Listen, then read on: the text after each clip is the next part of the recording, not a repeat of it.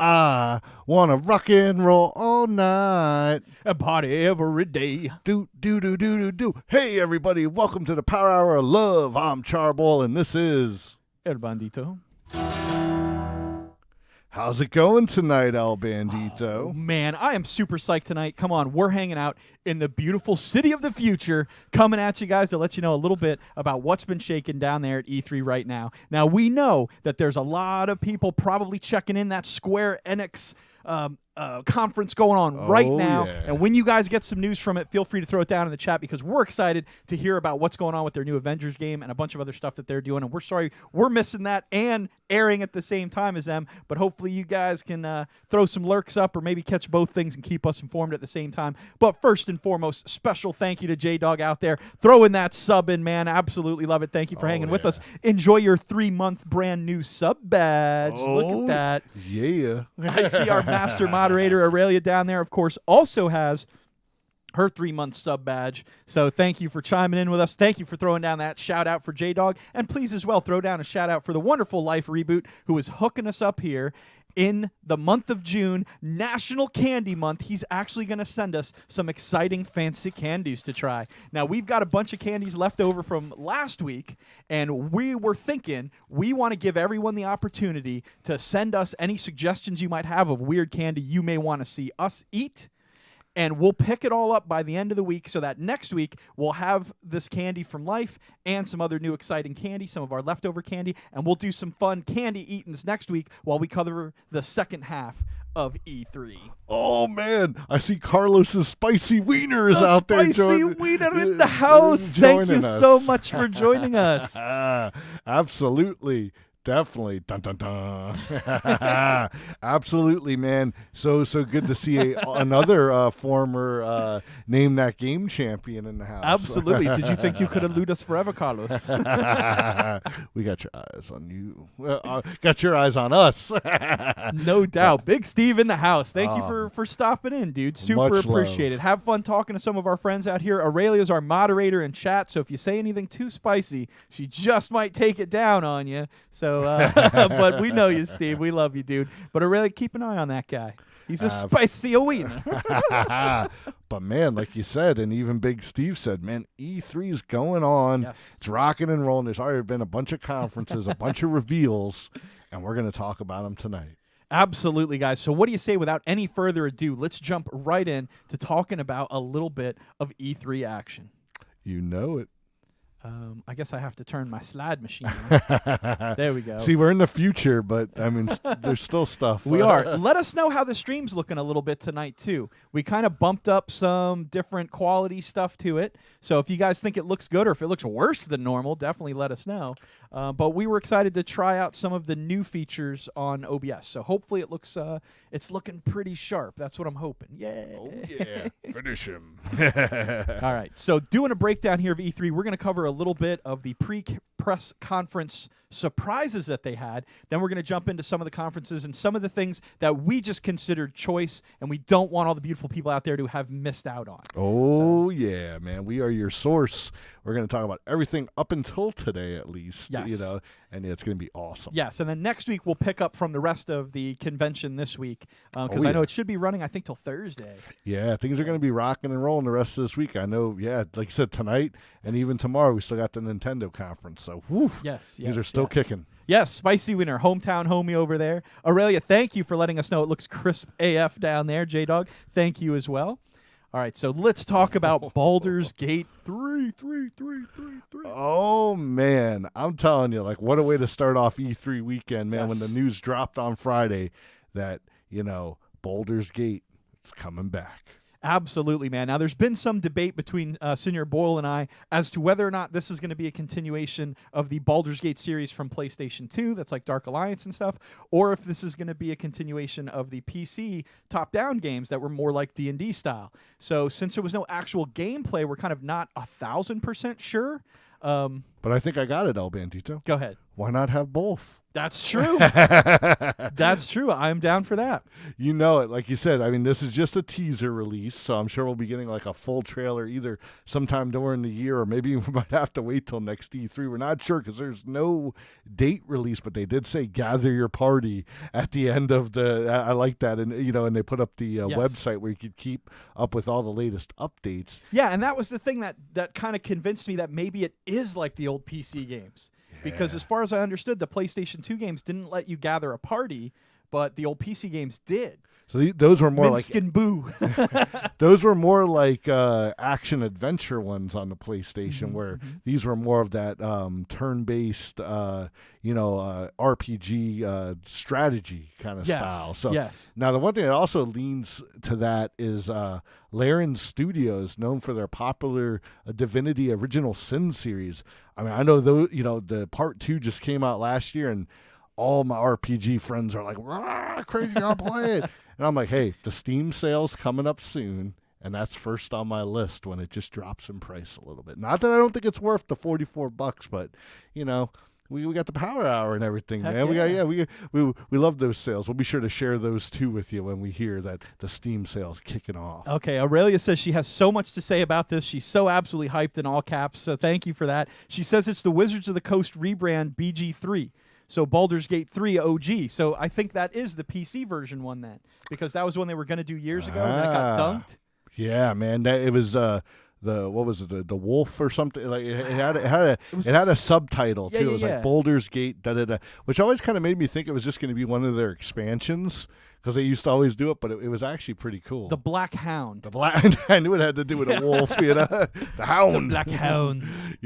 But yeah, definitely. I mean, regardless, hey, anything that brings us back to the awesome world of Baldur's Gate, Forgotten Realms. I mean, I don't know if you guys noticed, but there was that flaming fist symbol on the guy's uniform. So it's like, oh man, that's definitely Baldur's Gate. Yes. What is going on there? What is happening? I mean, if you haven't seen it yet, go check it out, because it has an awesome transformation scene. A little more fast forward of what we're used to in the RPGs when that happens. Usually takes a little more time. But I did hear that this is actually the game will be a prequel to a future module that they're going to put out for 5th edition. Oh, look at that. Yeah. Okay, so that's pretty cool. And yeah, it really says the Black Hound was never developed, got cut in 2012. So yeah, that's why we're thinking this could be that promised title coming to fruition. So we'll have to see where the lore, either way, the lore, the universe, Forgotten Realms, Baldur's Gate, all the mythos it's created, whatever avenue of approach we get back into that world, we're fucking psyched about. You know it, man. Oh, and I see our buddy Justin McPatches is down there. Heck and yeah. we know that this past weekend, our man Justin celebrated a birthday. Can we hit him up with that, El Bandito? Oh, did he have a little birthday? He did. Let's hit him with it.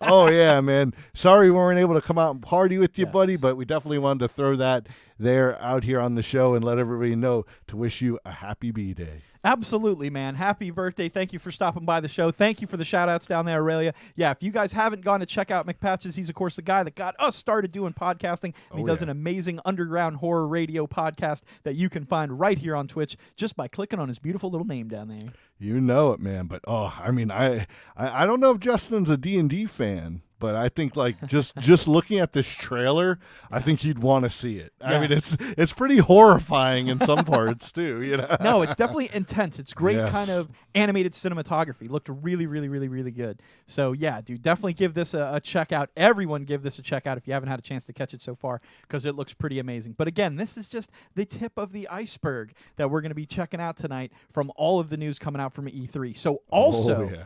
a pre-conference surprise that popped out was Destroy All Humans. Oh yeah, man! Talk about a remake of the 2005 hit, and like, I know we didn't get any actual gameplay, but just in the style, this looks like it's going to be a lot of fun.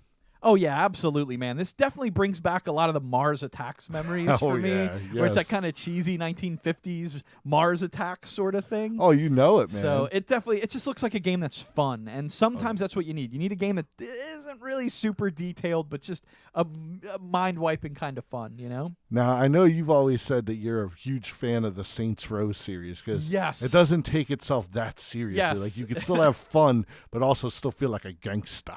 But, you know, in this game, it's got a lot of that, like, kind of tongue-in-cheek fun stuff. But you know, you're like you said, you're a Martian or an alien of some type. yeah. And during the reveal trailer, it was kind of funny because they had a Rammstein song playing, and like the aliens like singing along to it and stuff. And Dude, that's what Spicy Wiener just said. He was like, dude, Rammstein playing was great in it. You know it, man. That was so cool. And he's singing, and at the very end, he pretty much swipes everybody anyway. And it's just, it gives you that, as it goes up that all doo doo doo doo, you know, like that little classic, like 1950s alien stuff. I loved it, man. I can't wait to get my hands on this. Absolutely, man. Yeah, it looks like super fun. Thank you for that shout out, Aurelia. Welcome, Demo. Thank you for showing up tonight. We'll be talking about some E3 stuff, having fun. Demo rocking that 80s sub badge right there. Welcome to your 3-month of adventure here with the Power Hour. Oh, it's so cool, man. Love that guy, Demo. Heck yeah. Look, we're going to throw out a bunch of love for all you beautiful people out there tonight. Everyone who's out there joining us, thank you so much. You know it, man. So much fun. All right, so next up, we're going to be talking about the EA Games Conference, right? And a couple of things that they popped off, including Star Wars Jedi Fallen Order. Now, we know there's a lot of folks and a lot of friends of ours that aren't as into Star Wars as we once were. It's me. You know, we're not, you know, there's some people that really love these newer films, but we're kind of like on that fence where we're like, oh, man, they need to take a break and just stop. Yes. But, you know, hey, this game, definitely go check it out. Check out the trailer. I think it looks pretty good. I will be honest. Like, when this came up, I literally just skipped it. I didn't watch any of it. And Senior Bull got over here earlier tonight and was like, dude, how did you not watch that? Like, all of the play mechanics to it look a lot like Arkham Asylum or Mad Max, where, you know, you have those really cool kind of timed button presses to do reversals and combos. And he's like, but it's including force pushes and force moves and a lightsaber. He's like, the gameplay actually looked really good. So I'm going to have to go back and check this one out because that does sound pretty cool. Like, the Arkham style of combat, I really, really liked and was a pretty boss master at. So. Yeah, man. Like you said, once you get into it, I remember at first with Mad Max, I was a little frustrated by it because the timing was definitely different. But once you got it, like once you got good at it, like you were a destroyer. You know, like you were just. I have a feeling it's gonna be the same way where.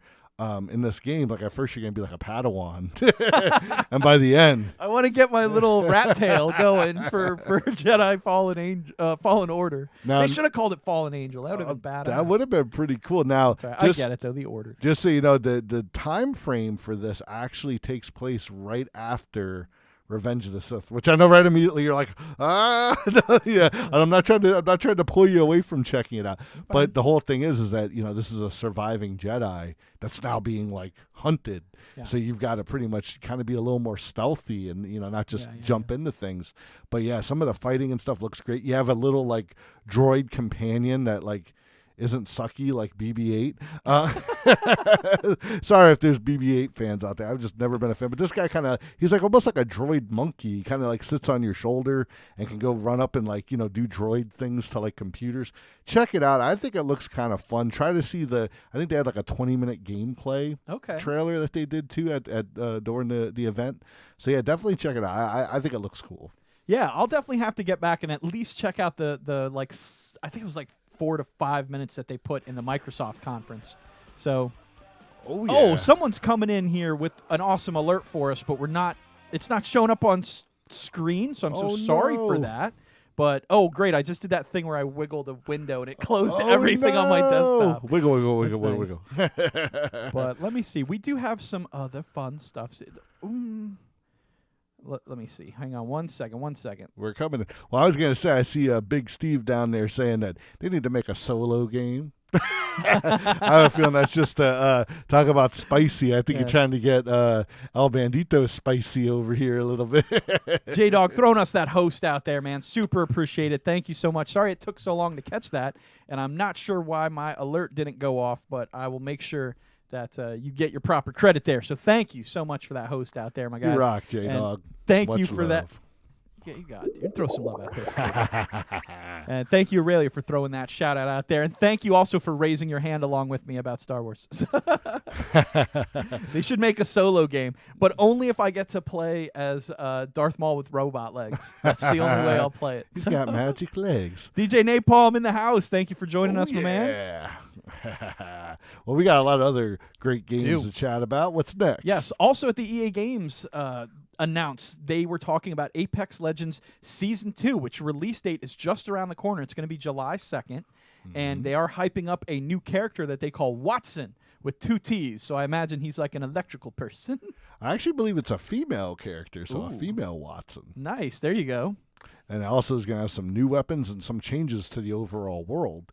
Now, I know El Bandito, you and all the beautiful people out there on Wednesday nights, you've definitely rocked out some Apex Legends. Yes. How do you feel? Have you felt that Apex has kept up, or do you think it's do you think this is coming in right at the right time to breathe some more life into Apex Legends? Yeah, it's funny because I know I've played that game a bunch, and like the competitiveness of it seems to have weeded out a lot of people already. Okay. That, like if you're not playing at a certain level, you might as well not even play. Oh, okay. At least that's how I feel. But again, there's so much creativity in all of the abilities that each of the individual characters have that I still think it's fun to play. It's just you just seem to get housed every time you play. At least I do, because I'm not increasing in gameplay at all. Like Gotcha. I've already hit my bench park of I will never be any better than this. But some people we can ask are definitely Demo down there, who's unfortunately challenging people to a lightsaber duel, and I think it might be Aurelia, who will absolutely kill you. Oh man. But Chimera would certainly know how Apex is doing out there. Thank you for joining us tonight, Chimera. If you want to give him a shout out, you can check him playing some Apex from time to time, as well as a medley of other awesome games, including Smash and some Magic the Gathering. And you can check out his amazing new podcast with Scalper's Den that the two of them have both already featured Demo and Aurelia on, talking about Awesome. lots of very interesting topics, and they take all sorts of questions and stuff from the audience. So it's a really good time, guys. You're going to want to go check that out. I'm going to have to check that out. Yeah. Sounds real fun. But yeah, so, that's kind of everything we've gotten out of EA so far, the highlights that we liked best out of that. So let's bump over to what we felt was kind of the biggest thing coming out of the weekend. The Microsoft conference. Yeah. Microsoft just had a lot of stuff to say, and I don't know if they realized, hey, Sony's not coming, so let's just throw everything we freaking got out there. But Microsoft brought it big. Oh, yeah. Like for starters, they were going to announce 34 games, right? Including 14 world premieres and 11 exclusive titles. Oh, yeah. So you're like, dang, they're not messing around. But on top of that, they had a bunch of information on new hardware stuff that they were going to put out, new programs you could join, and a new fancy controller. So we want to tell you guys about those 3 things real quick first, and then we'll get into some of the highlight games that we thought were the best games that Microsoft had in their conference. Good stuff. Yeah, almost a 2-hour conference. Definitely, they were putting a lot of stuff out there. Absolutely. So Life says he tried PUBG Mobile a few months back and felt I must be hardcore awesome because I got first place the first try. Turns out until a certain level, you're playing only with bots. Yes. I made the same mistake of bragging the first time I played Ring of Elysium to, a couple of Twitch friends that I met, and they were just like, yeah, dude, you play against bots, but I'm sure you were doing good. So I was like, oh. Shut you down. Yeah, exactly. Womp, womp, womp, womp. But all right, so the new Game Pass Ultimate has been announced from Xbox. Now, this is Johnny November coming in with that beautiful awesome. cheer. Thank you, sir. It don't take money to spread that love, but we absolutely appreciate it. Our man on the 7 Seas with us out there, Johnny November, playing some Sea of Thieves out there on occasion, guys. Get over and check him out. He's also way better at Apex than I am. So go and check him out for that action. Thank you, Aurelia, for those shout-outs. Absolute master moderator down there. throwing out all those shout outs. I'm going to throw her a shout out right there. If you haven't gotten over to catch her play some of this Beat Saber action or why she's a Jedi Master, you're going to want to get over there and do it. Throw her that follow, throw all these beautiful people that follow so you can catch them next time they're going live, because it's a Power Hour guarantee. You're going to have a good time when you're over there. Oh, yeah, and, thank you guys once again for sharing your E3 week with us. We know there's a lot of stuff going on over there with the Square Enix panel, and, we just can't be more than happy that you guys are also hanging out with us. Absolutely, man. Aurelia's like, bruh. That's what she said when I was telling them about the Ring of Elysium thing. She's like, bruh. It's like, you're not even playing against, like, they say that, and you missed it. Anyways, Xbox Game Pass Ultimate. All right. So, if I'm understanding this correctly, for $14.99, I get Xbox Game Pass for both Xbox console and PC, right? And they're together. So, from what it sounds like, I'm not 1,000% on this, but I think you can play your saved game on either or on cross-platform games. So I'm thinking Sea of Thieves will let you do back and forth. Not 1,000% sure. What I do know is any game that you're playing on Xbox Game Pass, you can play on either PC or console, which is really cool in and of itself. But what they decided to do was they're going to go ahead and roll in your Xbox Live Gold with that. So if you're paying $70 a year right now to have Xbox Live Gold, or $9.99 a month if you're paying monthly and don't want a year-long contract, this will get folded into the same $14.99 that you're already paying for Game Pass. So right now, Game Pass is $14.99. So you're basically just getting Xbox Live Gold for free with it if you upgrade to the Ultimate. And people with both right now are allowed to just jump right into an Ultimate package and continue on from there. If you're not, right now they're having a promotion where it's only a single $1 to sign up for Xbox Game Pass Ultimate, giving you 1 month of Xbox Game Pass on both PC and console, and a subscription at the Xbox Live Gold level for accessing the internet. Well, that definitely sounds like quite a steal, definitely if you have a lot of time to play games and stuff. I know they have a very vast library of over like 100 different games on the Xbox, version. Like you said, I know the PC version is newer, so I'm sure they're going through and trying to integrate as much as they can. But as time goes by, man, I'm sure it's just going to get even bigger and better. Absolutely, man. And I see a lot of people down there. You're absolutely right. Halo on PC, the Master Chief Collection coming to Game Pass, is one of the best reasons to jump onto this Xbox Game Pass, because you'll get it. I think that's at least 3 or 4 games that's part of the Master Chief Collection. Yeah, right? 4 games. I think they said even they're going to include Reach, which is like one of like my favorites now. Like I only played it a couple months ago. Great game though. But yeah, definitely those first 4 games. I mean, they're just classic. And I bet it'll be a lot easier to play than the Russian port, Aurelius. But that is really awesome. Go Suka. That's fine. I love J-Dog now. He goes, I'm waiting for Oregon Trail 2050 to come out. Yes. Hey, man, you never know. Maybe you could make that one, J-Dog. Yeah, right. dude. And there you go. J-Dog, I don't believe Hades is on Game Pass. I think that's I think that's on the Epic Store, so that's a different sort of game streaming service. Awesome. Well, definitely, still a great game. And like you said, especially for streamers, that now you can use your computer, you can stream from your Xbox. I mean, it does seem like a very good deal. Yeah. Having access to all these different games for one flat fee, and all of the Microsoft tie-in games, like pretty much their exclusives, are all going to be on Game Pass at launch. So if you're already a Game Pass member, the day that game comes out, you'll be able to play it on Xbox Game Pass. So you'll be able to stream it right away. So I'm like, dang, this is a worthwhile subscription service for streamers if I've ever seen one, especially for streamers who stream on a more frequent basis. If you're streaming all the time and you always want to keep up to date with new games as they come out, you're going to get access to a lot of exclusive Xbox games right away. So pretty cool. Something to keep an eye on for all you beautiful people out there in the Twitchverse. So we definitely wanted to make sure that we got that one in your ear before talking about the next-gen console, Project Scarlet. Oh, yeah, man. We've been hearing bits and pieces about this, mostly just in name, and the conference is now coming past. And what did you take away so far, El Bandito, from the conference? From Scarlet? About Scarlet? Okay, well, The thing is that it's a diskless console, so it's all cloud-based, right? Mm-hmm. Now, a lot of people don't realize this, but the reason we don't have backwards compatibility in gaming is because different iterations of disks throughout the year require different types of laser angles.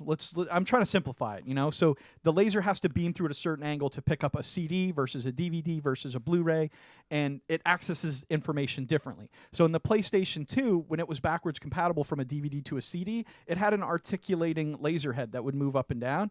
But this is this really tiny piece, and it was a little servo that slid back and forth and moved up and would break all the time. I had two PlayStation 2s that it broke, which is why they got rid of it for the Xbox 360. And we're like, we're not even not the 360. We're like, it's not going to play Xbox games because they didn't want to have the multiple heads in there for that, But then they turned around, and on the Xbox One, when they realized people didn't, they really wanted backwards compatibility, they made it so all they had to do was put the disc in there. Then it would recognize that you had the game. Then it would download it from a website as software. So it didn't actually have to have the playhead inside to move and all that stuff and all those intricate components that would break, and basically was causing them to add in all of this actual hardware that you didn't need. So with Scarlet, there's no disk drive at all, and it basically cuts the price of the console in half.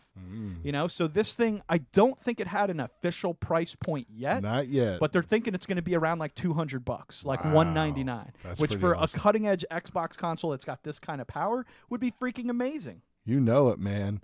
But while we may have not gotten a price, we did get a release period. Yes. It looks like in the holidays around, Thanksgiving, Christmas time, 2020, we'll be seeing the debut of Xbox Scarlet. Yes. Now, Aurelia, you're like, heck, an expensive price with a question mark. The Xbox One retailed at $499 when it came out. It was a $500 console. So like I said, they're basically cutting the price in half, which is actually pretty awesome. But this is kind of a guess on our point because they haven't, like I said, released an official price. But it's going to have to be competitive versus the Google Stadia, which is their cloud-based thing that doesn't take any discs and only streams off the internet, right? Now, we'll compare the two of them on the second half of the show when we tell you a little bit more about Google Stadia. But again, it's very tech specs, and we don't want to get into that too much because we're not experts on that sort of thing. But we will give you guys a little bit of a comparison between the two on the other half of the break. But for now, it seems like the biggest thing about Scarlet is the fact that it's mostly going to be cloud-based, and this makes me think that they have mastered some of the issues that have been plaguing cloud-based gaming on the Xbox One. Most notably, the fact that if I have my account password locked because I don't want my kids playing games when I'm not home, so I got to come home and unlock the password, right? If I'm not around, that's just evil. No, I'm just kidding. Yeah, well, some games, I get it. It's just an example. But if someone comes over and they want to play your games, but you don't want them to play on your account, yes. You can unlock that one particular game so someone else can play it, but they have to still play it on your Xbox. So me and Senior Bull can't play each other's game library anymore unless we have discs. So I'm thinking that Scarlet is going to have some way of maybe loaning game library stuff back and forth. That's what I'm hoping for, because I think that would be really great to give people that ability to trade and play games. Of course, that means they're going to be losing money and selling games, so maybe they don't care so much about that, but personally, that's something I'd like to see. Well, one thing I would definitely say is I would love if there would be a particular setting where a game, you could actually make it local. Yes. So if you did lose your internet connection, or if the Xbox Live server was down, you could still play it on the Scarlet. If they got that figured out, sold. Yes. Yeah. But yes. Yeah, because even games that you have the disc of, if you take the disc out, you can't play the game anymore. Yeah. So how they're going to figure all that stuff out, it's going to be a little tricky, but I'm anxious to see that software side of it more so than any hardware specs of Scarlet, because honestly, the hardware specs are going to be insane, So tell us what the software is going to do. But oh, man. Speaking of software, there is one piece of software that's going to come at launch with Scarlet. You said master in the system. So what do we got, man? Do we have a screen for it? I don't think I do. That's okay. I'm going to talk about it anyway. Man, we got Halo Infinite. That's going to be a launch title on release. So, it's not going to be 3 months later, 6 months later, a year later. There's Oh, yeah. Hey, Samio, coming in with that sub. Thank you so much, my dude. I know Aurelia is going to give you a wonderful shout out here in just a second. Make sure to go check out Sam, who plays his bass on Rocksmith live. Sometimes just free playing some riffs and stuff on there. Absolutely awesome. Enjoy your 3-month sub badge right there. And thank you so much for joining us tonight. We're having some fun talking about some E3. You know it, man, and definitely we're just chatting about Halo Infinite. Yes. Now they did have a trailer at the very end of the Xbox conference for Halo, and watching it and then going over it with some of my other friends that are really big into Halo. I think everyone left very happy with what we've seen so far. Yes. And yeah, we'll just have to wait and see. Probably, it'll definitely be next year at E3 when we see where some more actual gameplay. Yes, no doubt. But last but not least, they did announce an exciting piece of hardware that J-Dog's been dying to talk about down there in chat, the Elite Wireless Controller Series 2. Now, I've never actually gotten to play with the original Elite controller, despite how much I like it, or how much I like the prospect of it, It is like $160, so considering I have 2 controllers already, I never really felt like I needed to buy it, but I do love the concept behind the fact that it's made with all stainless steel components, so they're going to take a lot longer to wear out if they wear out at all. But the Elite Controller Series 2 is improving even more on that with a complete redesign from the ground up, including thumbstick and paddle options that you can literally just buy different ones, because a lot of gamers with longer thumbs like to have longer paddles, so they'll actually be interchangeable. They also have an adjustable analog tension, so you can actually make the sticks looser or tighter to click back and forth to your own liking. So that's a really interesting feature, and it will also include a built-in rechargeable battery that, when fully charged, will run for 40 hours. Wow. That's a pretty sick battery. My phone doesn't run for 40 hours, Of course, it's also coming with the Bluetooth connectivity built in, so you will be able to use it on your PC for PC gaming as well as with the Xbox consoles. Like you said, man, there's some really cool features in there. Definitely the inner workings sound awesome, stainless steel. Also, I know you can program it so you have like 3 different settings. Yes. So, if you got like a Apex Legends setting and then a Arkham Origins setting or Yeah. And this is a leftover feature from the first Elite controller. So say you're playing the game, and you want to remap the controls on your PC so that you have a macro to say, I push the A button, it's actually pushing the F button, and then it's doing something. Well, this does it in the controller. So when you hit the controller, it's going to send the signal that you pushed the B button and not the A button. So it's like increasing your response time in game. And like you said, it also comes with 4 paddles on the back that you can use your ring and middle finger to program to any extra features in a game you may want, or combinations of features like a macro. So it's really it's a pretty impressive controller. So Absolutely, man. Like you said, if you need a little more than just your average run-of-the-mill controller, it looks like this is where to go. Yes, and J-Dog throws down a good point down there.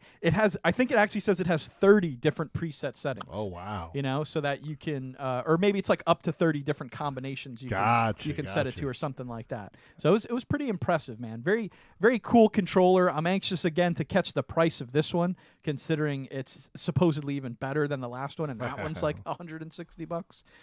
But still, it's cool that they keep pushing this hardware to the limit, especially for competitive gamers streamers who are constantly using this hardware. These are great for. If you're burning through more than one controller a year, like, this might be a great investment with, again, all of its stainless steel components and things like that. You know it, man. We'll definitely get that price. Yes. Because I'm sure they're going to announce it soon, and we'll be sure to share it with all the beautiful people out there. Absolutely, man. All right, so rolling on in to some of the games that they'll be releasing. First up, October 25th, 2019, we've got The Outer Worlds. Tell them all about it. Man, this was one that I went into E3 saying, man, I hope we get a release date and it's not just like, 2019, how it's been so far. But yeah, we got a definitive date, and they did release a new trailer. And I have to say, like, the more and more I see of this game, it's definitely going to scratch that itch that Fallout New Vegas left unscratched. Just like, because hey, Fallout 4 was good. We're not hating on Fallout 4, but man, there were some things that they changed that we loved about New Vegas. can't wait to go and check out these Outer Worlds. Yeah, a lot of the notoriety system where some gangs would recognize you and other gangs wouldn't, or they would vilify you and other sections wouldn't, and you could build that throughout the game. That was a fantastic feature of New Vegas that kind of got that kind of got scrapped, you know, when they came back to Fallout 4. But again, Fallout 4 was telling more of a linear story, so it was kind of maybe something they couldn't wedge into it. But either way, yes, the Outer Worlds is being published by Obsidian, who I believe is working with Microsoft now. I think they got bought by Microsoft, we said earlier this year. Now, this will be also on, PC and PlayStation 4. But after that, almost a lot of the stuff Obsidian's going to do will be exclusive to Microsoft. So it's pretty cool. Also, the writers of the original Fallout are involved in this. So, I mean, it may not say Fallout in the title, but it's going to have Fallout in its heart. So should be pretty awesome. All right. Look, Johnny November wants to know if we can show the trailer, Senor Bull. We were talking about it. We were a little worried of way running over time if we showed the trailers for all the games. But you know what, Johnny? If you want to check out the Outer Worlds, we'll throw the Outer Worlds in there. It was that good that we have a couple other games. I think the trailers are a little more extended that we probably won't be able to show those. But this one, it's that perfect size where we could definitely show it to you guys. Yes. But I'm really looking forward to it. I'm so glad that this is coming out this year. And also, we're going to talk about some other releases. I'm glad that there's a good bit of space between some of these releases because I know I'm going to have to pump some real time into this one. But are you guys excited for the Outer Worlds? Definitely let us know in the comments. This is, as I said, we are huge fans of Fallout 3 and New Vegas. I would have to say that I enjoyed New Vegas more for what El Bandito said. It seemed like I had a little more control of what was going on, But just the fact that you could be a psychopath really, and there was nobody that was really protected in that game. I think your companions couldn't be killed, but from what I've heard though from these developers, they're saying literally in the Outer Worlds, if you're just a nutcase, you could literally gank everybody. All right, well let's see if we can scooch over into the video view room here. Let's see if we can cue this up for you. Oh, excited. Here we go. All right. I wanted Battletoads. Don't worry, Big Steve. Don't worry. We got some stuff for you.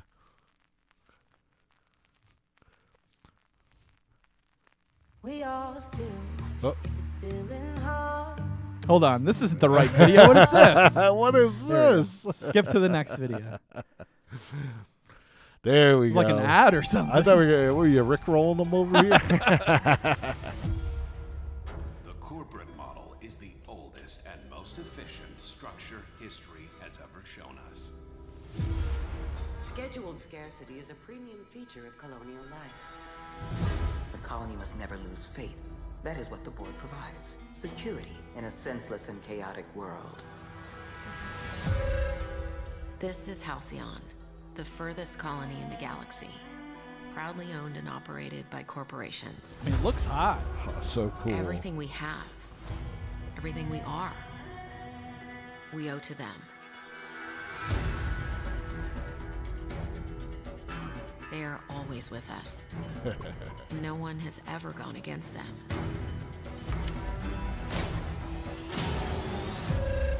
But a stranger has just arrived. Oh, yeah. Someone who's challenging the corporate board. Someone who's digging up their secrets.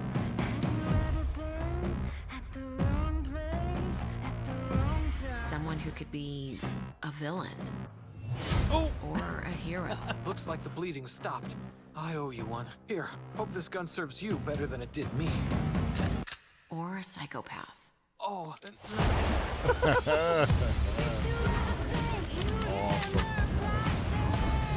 My time to shine.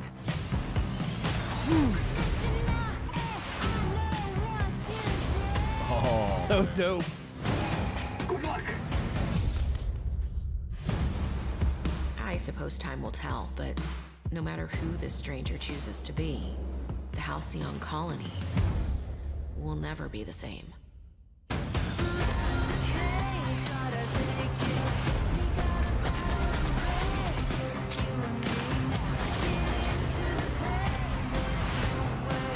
The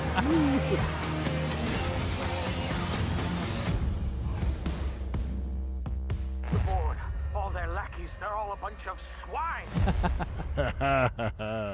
October 25th. Can't get here sooner. Heck yeah, man. So pretty awesome looking trailer right there, man. I gotta say, that looks really good. I really like. I mean, it's weird. It looks a lot like Fallout, you know? It really does. Yeah. So- Fallout in space. Yeah, hopefully it's going to play kind of along the same lines and everything. Now, I mean, I know we don't see a definitive like VAT system, but the fact that you can slow down time like that, like Yeah. that's VATS. Come on. Yeah, we that know was cool. Somebody explodes and you shoot him in midair, man. So, all right, That's guys. awesome. Like we said at the beginning of the show, we're coming at you here from the future, from 2077. And, guys, we want to talk to you a little bit about just that, although I think I just reset all of our slots. It's all right. Closing it before we went to the other room. I should have just left it open. Don't worry, we speed up in the future too. Yes. There we go. But Cyberpunk 2077 also came out at the Microsoft conference with a special appearance by Keanu Reeves himself. Oh yeah, man. Now I know we'd love to show this one, but it's like a 5 or 6 minute long trailer, so we can't get into this one. But we're definitely going to chat about it. And the biggest thing that Keanu released when he came out is that we actually have a release date. Yes. Now it's 4/16/2020. Yes. So we got a little bit to go. But what do you think about that, Bandito? I have some thoughts on it. Now, you're telling me this game's going to come out in 10 months, but you couldn't play it. Like, we can't play it at E3 right now. You couldn't even have, like, the devs come out and play it. So it makes me think we could play Fallout 76 last year at E3, and it was kind of a dumpster fire when it came out. So I'm really hoping that they're just keeping stuff pretty hush-hush. But it scares me. It scares me that this game is not going to be done on 4/16. You know what I mean? Because it looks amazing. Like, there's so much into it. But I'm really hoping that it's pretty solid. Guys, love the comments down there. Chimera says, "Oh, you mean the only game that matters?" Aurelia's like, "The only one." Yes. Spicy Wieners down there like Bill and Ted 2077. Whoa. How did he not use that to be like, you know, it's breathtaking and be excellent to each other? Dude, I have to say, him showing up at the conference was one of my all-time favorite E3 things because we absolutely love it. We've talked about it every year on the show that at E3, one of our favorite things to do is watch the poor developers that they bring out who do not want to speak to a large crowd. And they're just like, and we had a great time working on this game for all of you people.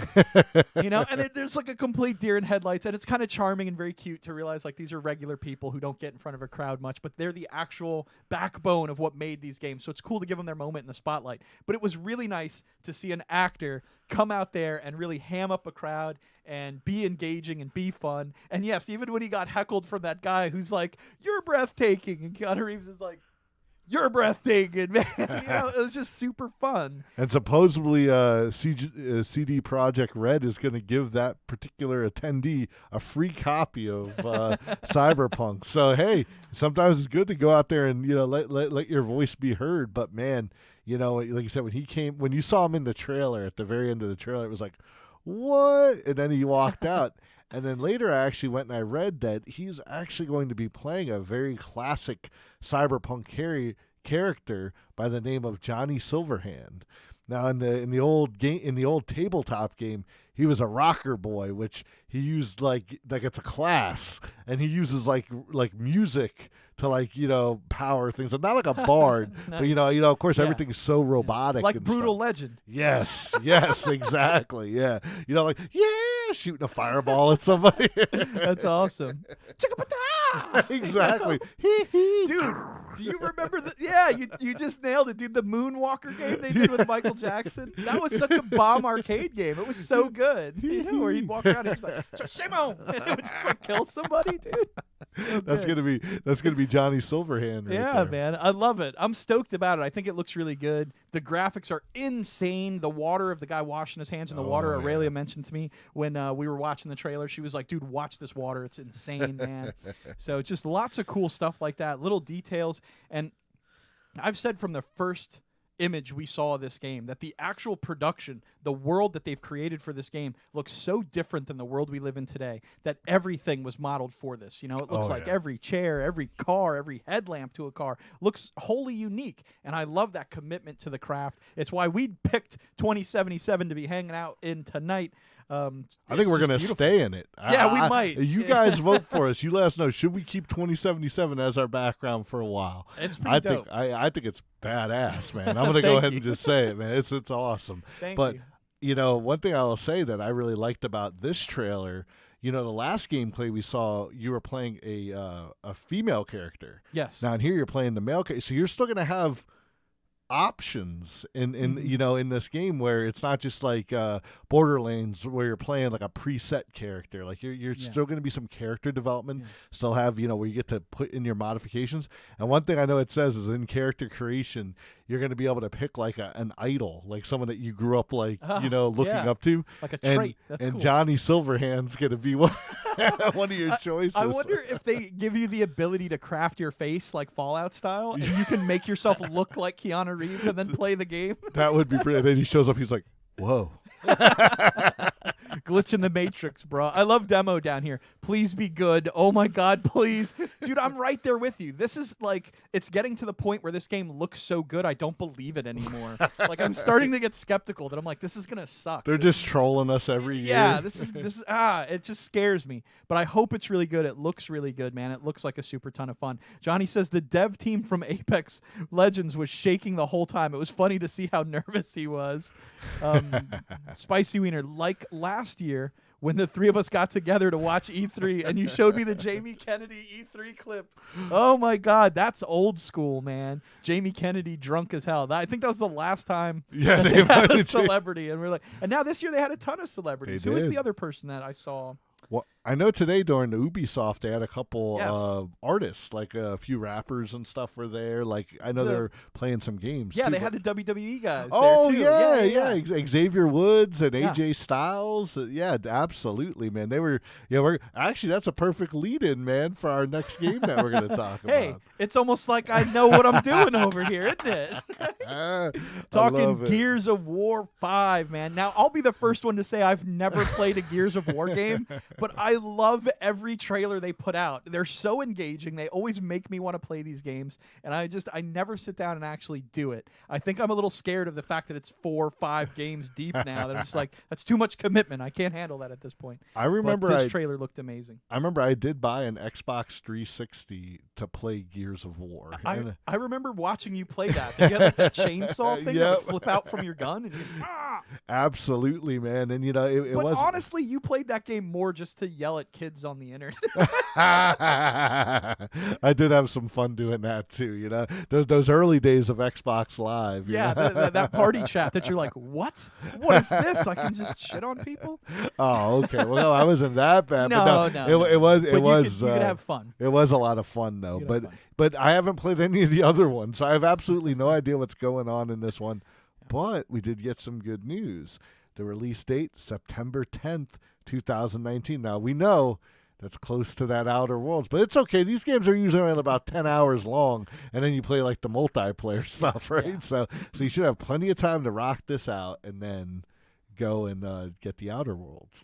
Yes, and look at this, man. We are getting a Kaimo guarantee down there in chat that this hype train is worth getting on for Cyberpunk 2077 because it's the only hype train that Chimera's ever gotten on, so it's going to be great. That's a guarantee from him. Oh, man. So, I know he backs some pretty wild games, some real classics. So definitely got that Kaimo guarantee. Got to definitely check out Cyberpunk 2077. Makes me feel better about it. There you go, man. Coming out in 2020. So, that's actually fitting because it's based on Cyberpunk 2020. So, yeah, have it come out in 2020. Yeah, no, that's good. I mean, for a minute there, it kind of looks like you're like, yeah, this game's going to come out in 2077. So it's nice that they put a date on it. That's nice. So now, they did reveal something else after this Gears trailer played, and that there's actually going to be a Terminator crossover. Yeah, it's like a free DLC or something. I guess I'm not really sure how that matches up. Like, I know there's that new movie coming out and stuff like that, but I don't know if you're fighting the Terminator or you get to play as the Terminator. Does it matter? I mean, that sounds dope either way. It is pretty cool. It is pretty cool, but we'll have to see how that all pans out once this is released. No, absolutely, man. So that looks like a lot of fun. But the wrestling tie-in we were talking about at the beginning of this was that at the end of the Gears 5 premiere, the little trailer that they had, they actually did a great, fantastic swoop in from the back of the auditorium down into it and somehow cut this right so perfect that it went like under the stage into what they called the Hive. And down there was a bunch of these pro WWE players like literally playing Gears of War 5. So they could actually sit there and play it while the trailer and stuff was going on. So that was pretty cool. That was pretty impressive. Yeah. And we know that Sony wasn't there this year, but they usually always have some awesome presentations. But I thought that was pretty neat, like you said, how it's actually went into the ring or into like right through the stage and down in there. That was pretty hot. Yeah, that was good. And it had to be a trick shot because a boom can't go from all the way to the back of the room into that compartment. Yeah. So they cut it somewhere into probably a pre-recorded segment. Yeah. That was like before the audience was there, and they're showing that. I'm getting too far down the rabbit hole on how they created this interesting shot, but it's really cool. Check out the Microsoft conference for details on that. Life says, meanwhile, the only hype train he's ever jumped on was the Ready Player One movie, and that was not great. So you don't want me on your train, yo. Well, you're welcome to join the Kaimo train, apparently, because that's a guarantee. But Aurelia says that she refuses to see the movie because she heard it didn't follow the book and the book was perfection. Yeah, I understand that because from what I've heard, a lot of the references in the book were to old like 80s, early 90s, and 70s pop culture, where they updated a lot of that and added in a lot of newer things in the film to probably connect with a younger audience as well. But it seemed unfair considering the source material was aimed at a target audience that knew that old pop culture. So, that kind of sucks. I'll be honest, I'd never read the book, and I did enjoy the film, but I have heard that a lot, that it's not very close at all to what goes down. So now, look, Demo brings up an interesting point. He says that he heard Ender's Game was really bad. I actually didn't think that movie was that bad. I thought it followed the book fairly well. I mean, it definitely. I liked the way everything looked. Yeah. Like it looked how I imagined it. I just think that some of those books are really hard translated to film. You know, almost like an Ender's Game TV show would do good. Almost like a Dark Towers TV show would be better. Yeah, like you could argue it's rushed. Yeah. But I think everything you wanted out of the story, to me, was in there. Yeah, that's my opinion. Hey, Bonzo, fell in the bathroom. Yeah. And they definitely, and who was playing? Harrison Ford. No, not Harrison Ford. Who was playing? Ben Kingsley. Ben Kingsley. Ben Kingsley. Yeah. The guy you could pay $300 and he'll be in anything. Oh yeah. He'll just do any movie, any part. Doesn't even care. He's Best like, man, they're actor in still the world. trying to kill me for being the Mandarin. But absolutely, we'll definitely have to do failed hype trains one of these weeks. Things that we put a lot of faith into, and then it let us down. It gave us one of these. Yeah, exactly. But we got more games to talk about. We do. Real quick, we're just going to run down a list here of a bunch of game titles that we think you guys might like, right? And we'll tell you just a little bit about them. We're not going to throw up a bunch of images because there's so many of them and we just want to blast through them. These were our top picks from the Microsoft conference. First up was Bleeding Edge, which is a 4v4 combat game that is completely outlandish. Like everything in it looks crazy. It kind of seems a lot like what's that other game? Overwatch. It seems like Overwatch. It's just so over the top. People have crazy face paint, and like there's like a heavy set lady whose bottom half is a ball and she can roll around. It's like insane. So it's a 4v4 competitive game there. That looks fun. The Blair Witch game actually looks kind of cool. It looks real creepy, and I gotta say, there was two things that when this trailer first came on, I thought it was. First, I thought it was like a Resident Evil game set during the same time as the original Resident Evil, because it said 1996. Yes. And I was like, oh crap, man, oh man, what are they doing here? And then I was like, oh, wait a minute, no. Maybe this is an Alan Wake sequel because he has a little flashlight, you know? Yeah. And I was like, oh yes. And then the dog. And the dog, and then all of a sudden it pulls back and you see that symbol, and I'm like, what? But you're right. It looked very interesting. I'll definitely check it out. No, absolutely, man. Yeah, like those movies were kind of trash back in the day. They did kick off the found footage horror genre, so it was kind of cutting edge for its time. But there wasn't much meat and potatoes to them, so I'll be excited to see what the game actually brings to the table in terms of story. But as far as the look of the game, it was really, really cool. Of course, After Party we all know about After Party, the people who get drunk and wake up in hell, and they have to go from there. So that looks super fun. Yep. The Microsoft Flight Simulator remake. Man, bringing that back, right? Yeah, like that's been a minute, but it looked stunning. Like they had some really beautiful graphics in there. They show the man-made island that looks like a palm tree they created in Dubai. So that's really cool. So it looks like you can go all over the world and fly over different parts.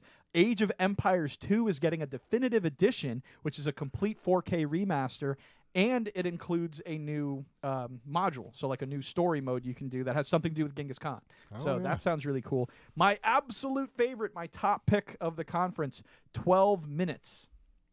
12 Minutes is a guy stuck in a time loop where apparently someone is showing up to, I guess, arrest his wife for having possibly committed a murder, but it seems like things continually go bad, and she ends up getting killed every time. So you're trying to figure out why this guy's showing up, what the heck is happening, but apparently the game will reset every 12 minutes, and you have to keep trying to break down the story. So I love time loops. I love time stuff. Super psyched about that game. We got to check in on that other time loop game that we showed a few years ago and see where that's at. I mean, it probably got lost in development hell or something. We just talked about it on Groundhog's Day. Remember? We were talking about it again. I think it's called Finish the Loop. Yeah. We'll have to see when that's coming out, too. But you're right, man. Like, seeing this trailer, you're like, you know, you can tell it's got like an indie feel to it, but at the same time, when that door opened and you saw like the flooring and it's like the same carpet as The Shining, I'm like, all right, now you got my attention. Like you said, you just keep seeing the guy,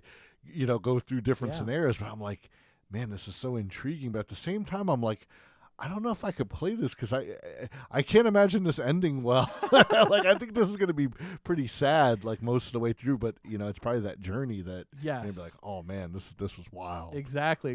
Life says that sounds like my jam. Yeah, dude. I know you and me have talked about some time travel stuff, man. So, big fans of that.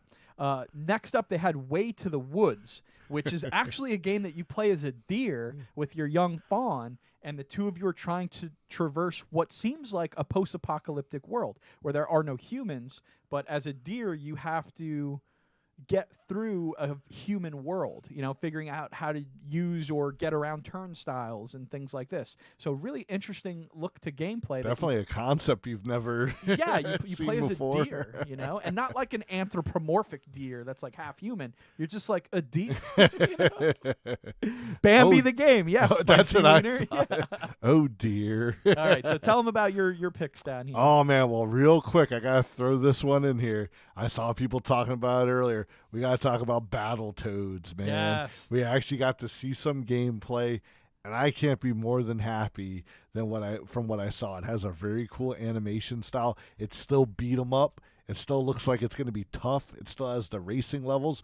It looks like more, you know, they're not so much side scroller anymore. Now it's kind of like, you know, you're on a rail, but you're trying to maneuver away from things. Now I got to say one thing. Once this does come out, we got to play this on Wednesday night with Life Reboot, because I have a feeling we're not going to beat this game if he's not involved. No doubt. All right, do we want to watch a trailer for this one? Yeah, we could do that. It's only 1 minute, so it's not bad. Yeah, let's throw it up. Definitely, this is worth it. I think it's this top one. We're gonna gamble on this top one not being complete doo-doo butter. Let's see. It looks like it. Not doo-doo butter, but it looks like Okay. It's coming. It's coming, guys. Let's get that in here. Oh yeah. Let's this shoot is down worth to the it. video This is worth player. it for Battletoads. Actually, we can close this because that's we're gonna jump into the news afterwards. Okay.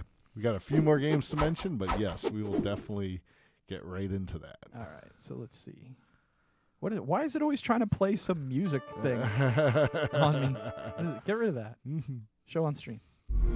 Here we go. Yeah.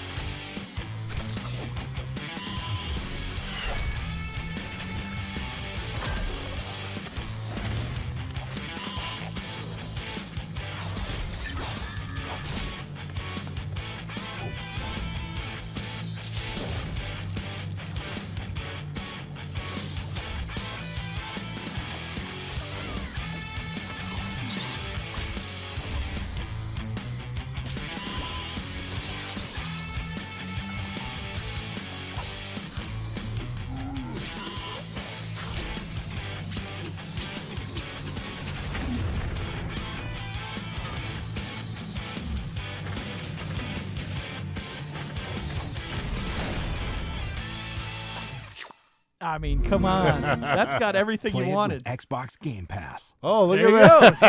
that. See? We told you that Game Pass stuff was what was up. Absolutely. And that looks very good. I It can't does. wait. Now, I don't think we've gotten a release date yet, but Yeah. I'm sure they're going to be getting that news to us. And as soon as we hear it, we're going to let you guys know. Just two more things I wanted to mention. I was super excited to hear that Double Fine Studios have now also joined up with Microsoft exclusively. So, Psychonauts, Day of the Tentacle, Brutal Legend, like you mentioned earlier, like those great games that those guys have put out. Tim Schafer, I mean, yeah, I know we were talking about point and click adventures a few weeks ago. That means him and Ron Gilbert, those guys, we're not worthy. But yeah, awesome to hear that. But the last game we want to talk about is Elden Ring, which, we had heard that George R.R. Martin was going to have, some connection to a video game at E3. And this is the game, Elden Ring. There was a trailer reveal. I didn't take a lot away from it. It looked a lot like Dark Souls to me. Yeah. What did you think? Yeah, that's what a lot of people are saying, is that it looks a lot like Dark Souls. So it kind of seems fitting that if you're going to play a Game of Thrones game, right, like it would be like Dark Souls, Yeah. Oh, totally, man. And that, when you talk about that George R.R. Martin connection, it seems like you said, there would be more of a storyline. Not that Dark Souls doesn't have a story, but it's like, it seems like that would take more of the forefront versus that, like, I don't know what I say, survival horror adventure game, Well, definitely the grind of it. I mean, Dark Souls does have a really good story to it, but it's just in between getting just hammered, You're getting hammered? Yeah. No, I know what you're saying. Yeah, definitely. All right, so Life Reboot says in the NES game, you couldn't play as Pimple, although that annoying kid at school insisted that once he beat the game, nobody beat the game yet, that it unlocks Pimple as a playable character. Finally. Yes, you could play as Pimple. Now, I know wasn't there a Super Battletoads? I don't know if it was released over here or just over in Japan, but I believe you could play as all three, but I'm not going to go against Life Reboot. That guy actually has beat Battletoads, and he knows what's up, man. Yes, Absolutely. he definitely told us all about it in the amazing interview that he did with us that you guys can find on our YouTube page, which we have links for down on our dashboard if you guys want to get over there and check that out. Life Reboot, of course, a world-ranked Donkey Kong player, one of the best retro gamers I've ever met. He's the best one I've ever met, but one of the best in the world. He has an amazing channel. Aurelia, if you don't mind throwing him out, another shout-out out there, that'd be fantastic, guys. If you like retro gaming and you want to see a retro gamer just analytically destroy some games that frustrated you as a kid, he's definitely who you want to be checking out and hanging out with on stream. Now, on top of that, we've also got a link down here. I'm going to throw it down in chat, boop, boop, boop, to the documentary about Life being a world-ranked Donkey Kong player. So if you want to see some of his journey, how he got into it, some of his stories, he did, again, tell us in an exclusive interview he did with us that Battletoads was the game that kind of got him started in a sort of elite gaming mode. So, that was a real honor to hear that story from him. And if you guys want to check out more about that, like we said, you can check out our YouTube channel or check out this documentary that was actually done by The Verge. So very professional, very outstanding. And you guys will learn a lot about what it takes to be a competitive gamer from someone you can talk to and hang out with on stream. So can't beat that. I just love that line in there where he says when they were kids, the kids would be like, "Man, I can't get past level 4. Like it's unbeatable." And Life's like, "Well, no, it's not. I'm on like level 6." So it's just so cool, man. Definitely check that out. And I think we're gonna get into some PoDunk news now. Let's do it, man. We got just a little bit of PoDunk news to throw at you, beautiful people, and then we'll be back with some more E3 news in just a bit. Let's do it.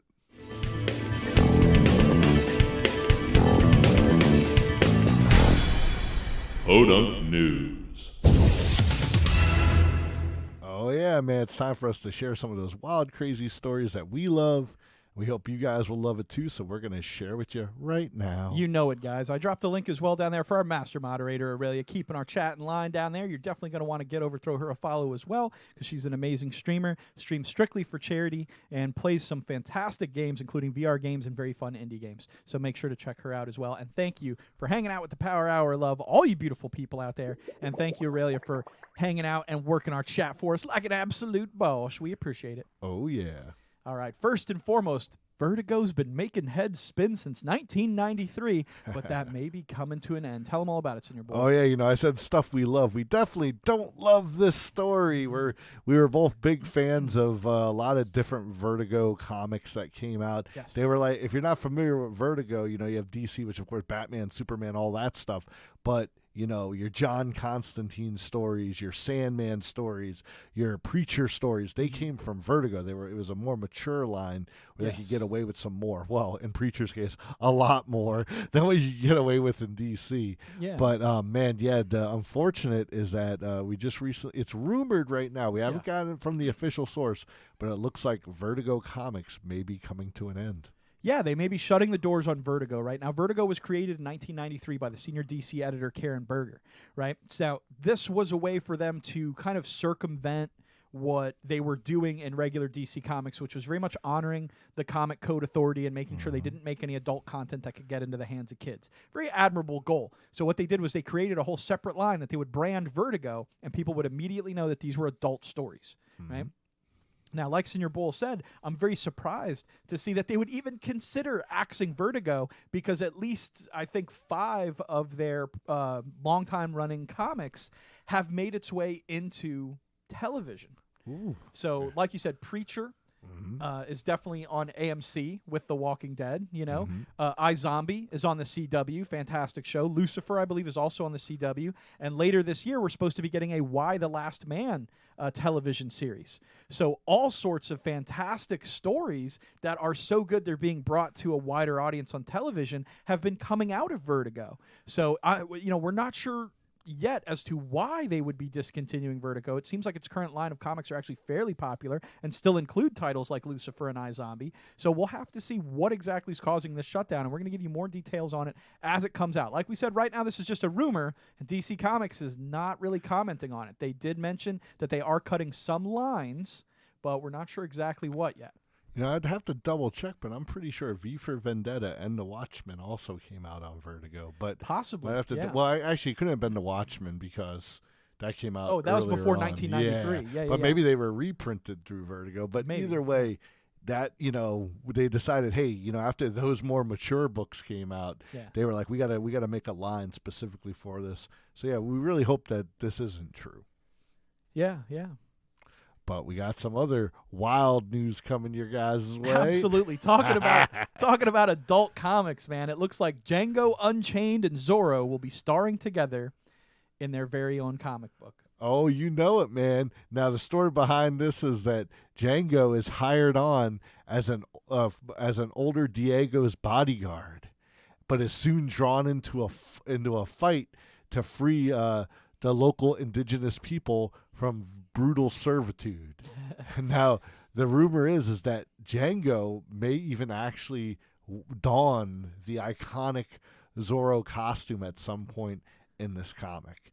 Now, the real wild news about this one is, while it's only on comic form right now, Quentin Tarantino and a few other producers have already expressed their interest in making this an upcoming feature film. Yeah, exactly. Since this is kind of being piloted by Tarantino as far as the comic book goes, it's probably safe to say he could easily work this into a screenplay. So it sounds like they're definitely going to be heading down this avenue, and we'll definitely be keeping an eye on that, because while Django is an extremely rated R movie, Zorro's usually a more family-friendly film, especially considering the Antonio Banderas versions that they did before with Catherine Zeta-Jones. Well, that's what I was thinking. I was like, man, Antonio Banderas is probably right about the age that they're thinking of for this role. And, of course, Jamie Foxx, I think he really enjoyed doing Django, so hopefully he'd come back as well. So, man, that would be quite a power-up. But like you said, I think it would definitely more side into, as kids we watched the Antonio Banderas ones. Now we're older, we can watch this one. yeah, no doubt, But the interesting thing to me is how this all kind of folds in on itself, being that it's a movie thing that went into comics that's coming back out into movie things. But one of the most interesting things to me is, of course, that modern-day tellings of Batman's origin story say that him and his family was actually watching The Mask of Zorro when they had to leave early and were subsequently murdered in Crime Alley. So Yeah, so definitely Zorro has a long history of also Comics. influencing others. yeah, absolutely, man. So it should be a lot of fun, very interesting. Again, we'll keep you guys apprised on any more further updates they've got on a Django Zorro mashup. Oh, yeah. All right. Our other top story tonight is that Bethesda is finally going to ship those damn Fallout 76 canvas bags, right? And that's not a typo, because it's been a canvas-ass story so far. So originally there was a $200 version of Fallout 76 that came with a power armor helmet, and that helmet was supposed to be inside of a very fancy canvas bag. When the edition arrived to customers, they instead found that the power armor helmet was encased in a chintzy nylon bag, right? There were many complaints, so to catch you briefly up on the story, Bethesda offered atoms as recompense. Those are the in-game money that people use. That made people really angry. So Bethesda quickly offered to replace the bags. That made people less angry. Then Bethesda accidentally leaked the personal data of some of the customers requesting bags. This made people angry again. Then Bethesda sold a leather jacket and people made bag jokes. This made some people happy. But yesterday, Bethesda officially, or the other day, Bethesda officially announced that the bags are finally on their way. They will make good on the deal. And ultimately, when it comes to businesses, you can't expect them to move heaven and earth. But if they make things right for your money, there's not much more you can ask for that. Again, these are still things head by people, and they're going to screw stuff up from time to time. So hopefully them making up for it will do a lot to kind of patch up some relationships they have with a lot of customers out there. Yeah, and Bethesda ends up with a lot of egg on their face, and I know we're going to talk about them more later in the show. But, man, I just, real quick, I'm going to give the short and skinny one. I bought the Fallout 4 version that came with the Pip-Boy. Pip-Boy, yeah. And when mine arrived, it was damaged. Yeah. So I reached out to Bethesda. I knew it was a limited thing. Yeah. I was lucky to have gotten one to begin with. Yeah, they said it was sold out everywhere. So I just wanted to check and see what they could maybe do for me. Well, 2 weeks after I put in that, concern, because I wasn't complaining. I was just kind of like, hey, anything you guys can do?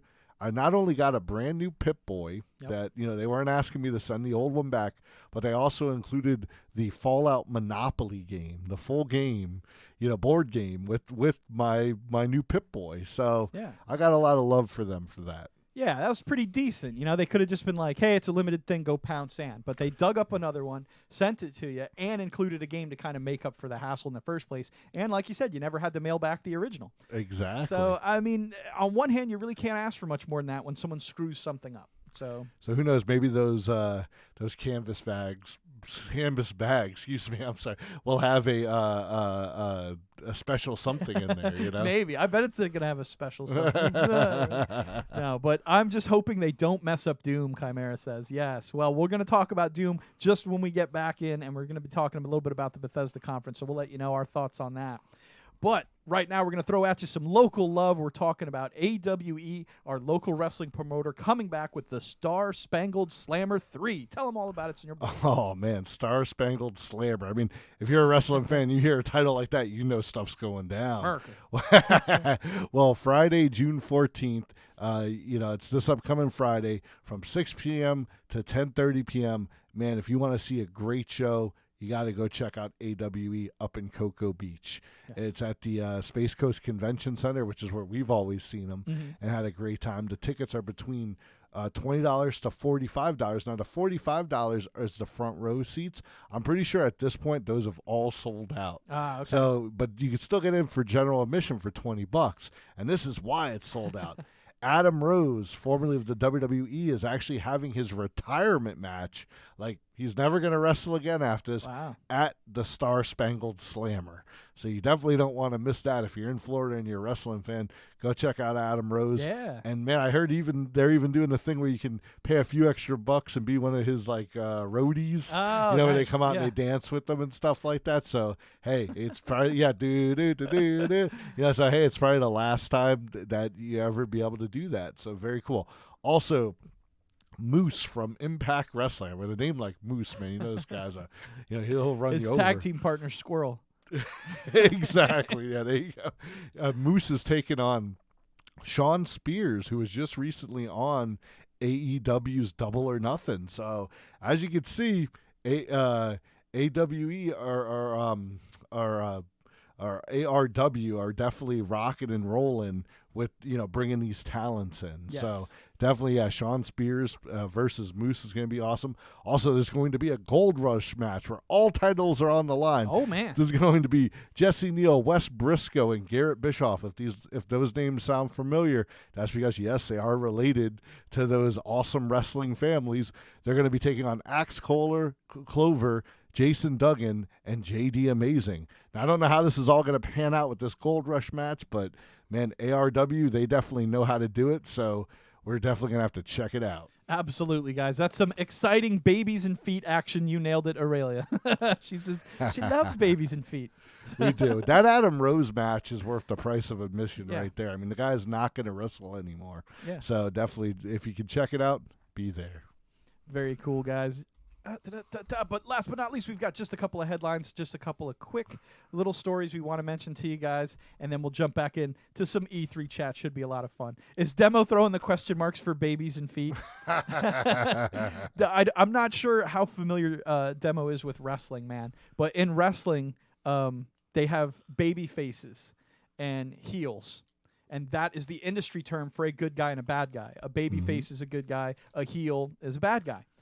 So the first time we were talking to Aurelia about this, or the first time we were talking about wrestling on stream and Aurelia was joining us, that was what she put in our chat. Was like, yeah, I know about wrestling, babies and feet and stuff, And I think it was actually like we said, hey, we know you're watching from Twitch and, you're a video game person. We don't know if you like wrestling. And that's what she said. Like, yeah, I know all about wrestling, behind the scenes stuff, babies and feet. I love that. And we're like, so good. So good.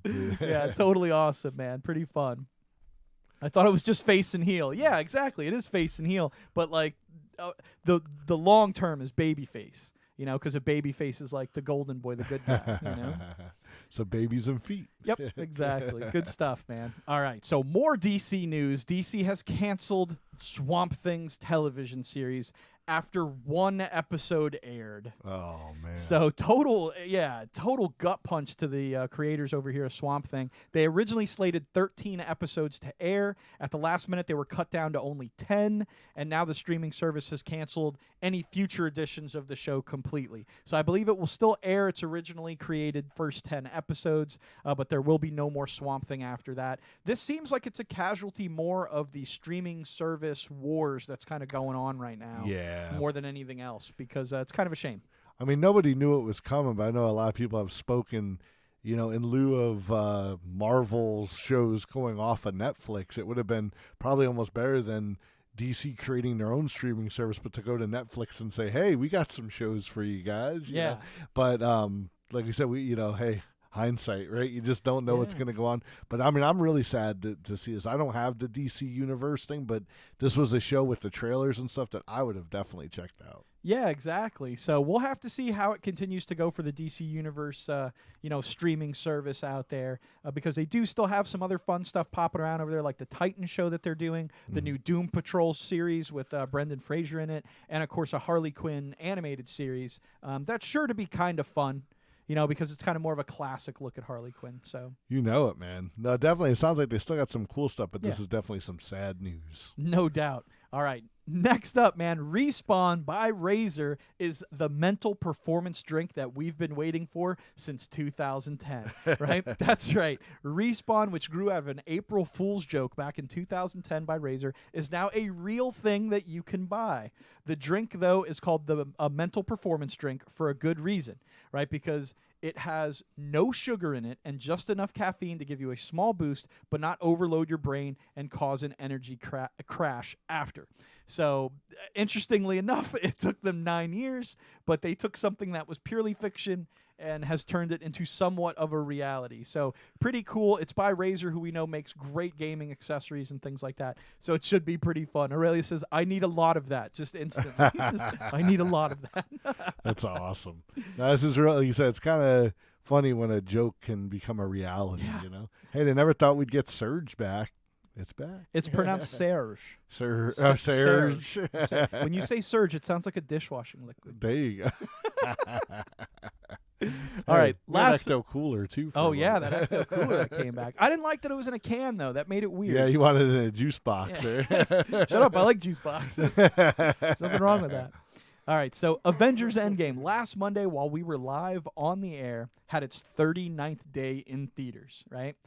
This is a milestone for them because it was the first day that they grossed less than $1 million. Oh, man. So if you can imagine, for 38 days in a row, it grossed at least $1 million or more.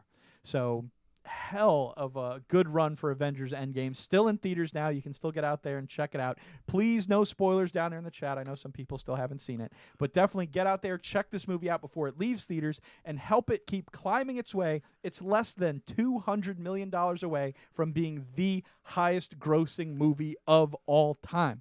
Wow. Right? It's less. It's like $180 million away from beating Avatar as the highest grossing movie of all time. So pretty exciting stuff there. You're welcome, Aurelia. Get out there and watch it, though. Yes, you got to go. Help it get to that #1 spot. Do your part. Do your part. Assemble out there. All right, guys, that's going to wrap it up for PoDunk News. So let's jump back in to some more E3 coverage and let you guys know about Google Stadia and what's going on over at Bethesda. Let's do it. All right, back in the future, man. Definitely. Here we go. No doubt. So first up, we're going to tell you guys a little bit about what we know about Google Stadia. So practically nothing. Again, this is going to be a cloud-based console, right? Now, they do constantly tout this one sort of feature that it has like over 10 teraflops of power. So, okay, that sounds like a lot, but like no one else rates how powerful their console is by teraflops. So there's a lot of comparison charts and things like this that you can look online, but you can't really compare it to the Scarlett or the PS5 because they're not wholly confirmed as to what everything is that's going into it. It sounds like Stadia has a very large cloud service compared to everyone else so that you can have lots of available games on your cloud at once, which I believe is a feature that they're touting. But much more than that is really still kind of just technical hullabaloo right now, you know, where how much better one is really going to be than the other is hard to say when you compare it to PC gaming. So PC gaming has all the power of your computer, so how does that really stack up versus buying a console specifically to run games that can't do all the other stuff that your computer can do? So I'm not really sure where that's bridging the gap between the two. As consoles get as powerful as some PCs, it's a little weird to kind of be breaking them down comparatively. I think Microsoft is making the right moves by saying you can have a Game Pass that will give you the same games on PC that you have on console. That makes sense to me. So I'm not sure where Stadia is landing in the mix of all this, but a couple things we can tell you is that Microsoft right now is the only American console developer, right? They're backed by Windows. They claim that they didn't make any money the first few years that they were putting out the Xbox because their R&D was so expensive when they tried to get into this market, right? So Google seems to be able to bypass some of that by learning from a lot of Microsoft mistakes. And if you're going to sit around and say, hey, this is Xbox, it's backed by Windows, like who can really show up that can go head-to-head with an American company that powerful? Here comes Google, and you're like, all right, they got a couple bucks behind them, you know? They might be able to step up to the plate. So it'll be neat for the first time to see two American console makers go head-to-head. And the interesting thing, like I said, is that right now, Stadia can tout that it has better stats than both PS5 and Scarlett because they're not officially released their stats yet. You know, so Stadia has like the best stats out there, but their price point is $129. So I mean, I can't even remember the last time I bought a console for only $130. I don't think there was one. Maybe the Atari 2600 back in the day, but even then, $130 was, you know. Yeah, that's a good point. Shit, I think a Genesis was like $200 back in the day. Yeah, I think it was. Now I gotta say about these color schemes that they got there. It really makes me want to go get some Dunkin' Donuts when I look at this. What are you doing to me, man? I know. Be closed by the time we get done here. Look at it though. It is. That's the same colors. Yeah, it's totally. They need a little bit of pink in there somewhere. I mean, we could all use a little more pink, right? Well, you know, it's like you said, as it always goes, hey, competition isn't the worst thing. It's good to have some, something to go against, but time will only tell if this actually is something to seriously. Look at what demo just sent us. This is about Microsoft crying that it had net losses the first few years. We've got Woody Harrelson crying and wiping his eyes with money from Zombieland. Awesome, dude. Thank you for that. Good. That was totally awesome. Chimera's, good. He's got the knowledge. I can tell you what I know about Google Stadia. It's going to suck. Thank you for that tip. Today's episode is sponsored by Kaimo Predicts, the absolute conductor of our hype train. Thank you so much for joining us. We have to record these because we got to, Yeah, it seems like it's going to be a game streaming service attached to a box. Yes, and game streaming has never been good. Yeah, I'm a little weirded out by that because it's that sort of thing that's like, if the Stadia is touting the sort of power that it has, but all it does is run games, I assume it can probably run Netflix and things like that. But what's it doing that your computer can't do? So that's a weird thing about Scarlet is that if you can't put discs in it, the only real advantage you have to upgrading is that it will match your television resolution and be backwards compatible to older games that you already own. So the Google Stadia is not going to have the advantage of having a backlog of a library, but they are launching with a number of titles that will also be available on PS5 and Scarlet. So it's kind of like, I'm not really sure what they're going to use to step into the forefront of these other consoles. Now, again, very limited information out so far, mostly just technical stuff. So we've yet to see where they're really going to push the envelope or make things sort of different. We'll try to keep you updated, but again, we were surprised that there wasn't more information about this already. Now, is that controller their official controller, or is it? It is, yes, and thank you for bringing that up because we did discuss that earlier. Like, they do say that every USB controller will be compatible with Stadia.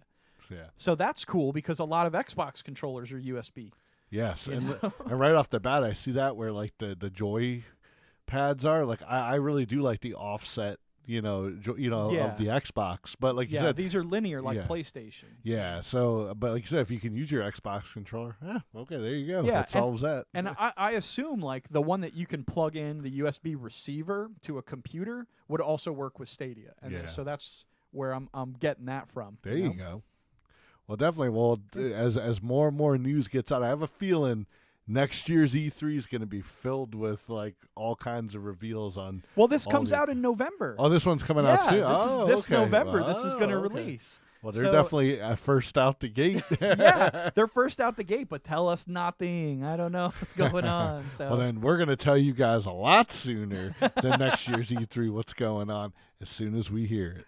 No doubt. Bishop coming in with a bang down there. Thank you for joining us tonight, talking a little bit about E3 and some of the games. And you're just in time for your favorite part. I know you and I have rocked some Bethesda games in the past, man, and I'm sure you'll be excited to hear a little bit about what went down at E3's Bethesda conference. Oh, yeah, man. I got the joy of watching this one all the way through. And same thing, it was almost a 2-hour conference. But I have to say, some of the things were hit and miss for me. Yes. This first thing right here has my interest. Tell them about it, El Bandito. All right. So Fallout 76 is coming out with a lot of new updates for it, right? Some kind of cool, some a little sketchy, right? First and foremost, they're actually adding NPC humans to the game. So I personally didn't get the sense that this was an issue. Like, I really liked all the automated things and, like, only being able to interact with humans. But I guess this was a thing that really turned off a lot of people. So they're going to add in storylines with NPC humans and stuff in it. Of course, this is kind of leading up to the other big reveal that they have, which is going to be a battle royale in-game.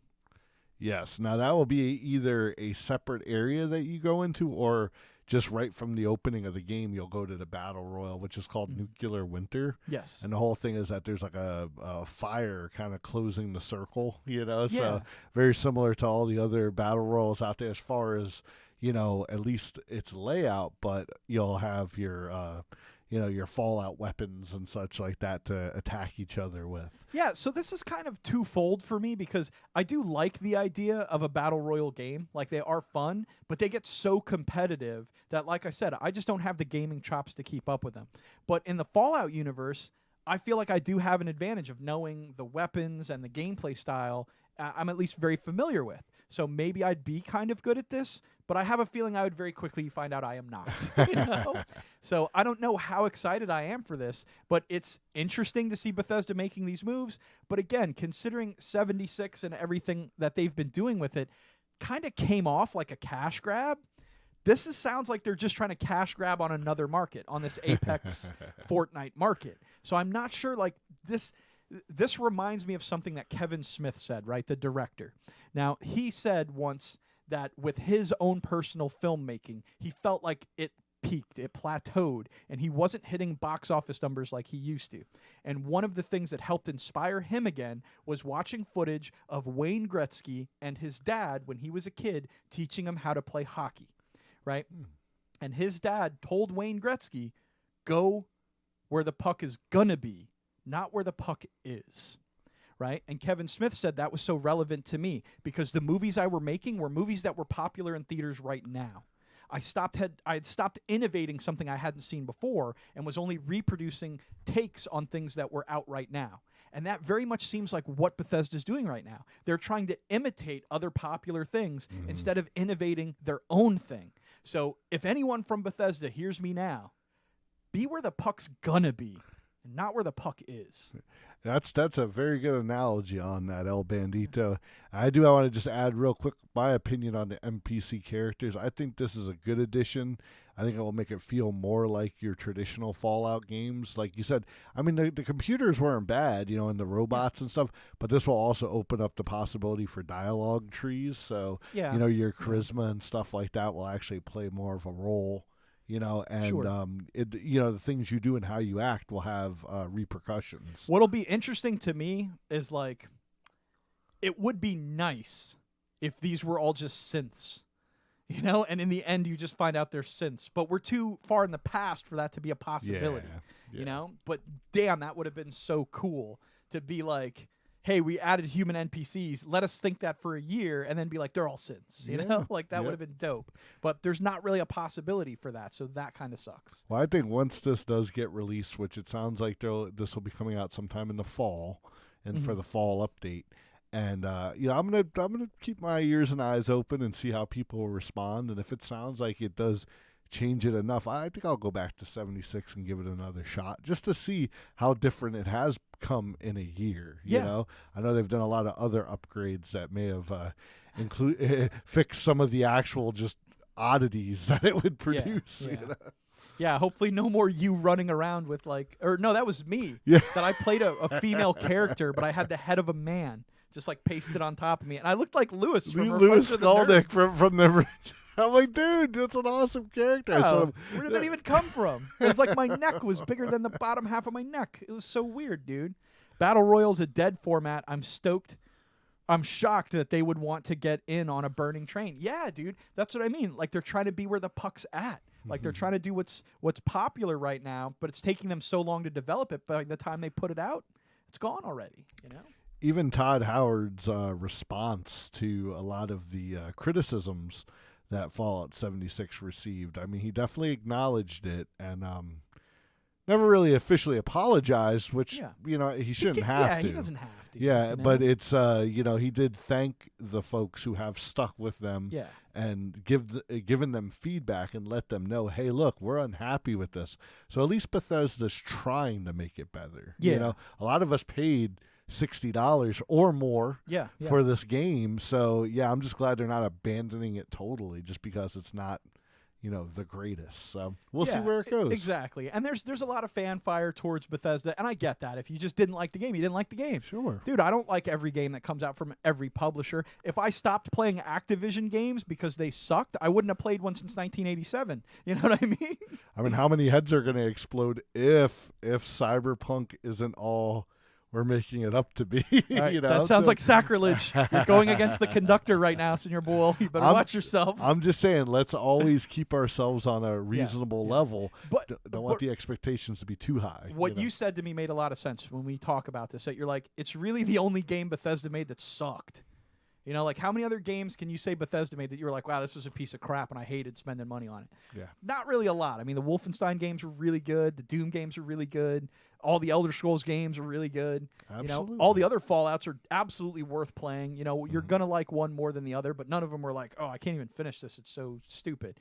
But I mean, look at the Arkham series. They gave us a dud somewhere in there. Sure. You know? Lots of the Call of Duty gave us like 3 in a row, you know? I will say about the Arkham, you know, it's like they kind of like got another company to do it. They kind of messed up, but then they came back. Rocksteady was like, hey, we're going to fix it. Yeah. But yeah, so I think we've talked enough about Fallout. Let's talk about this awesomeness. Yes, the conductor. Yes. This is for you, man. We're talking about Doom Eternal. They did give us the release date of this November, the 22nd.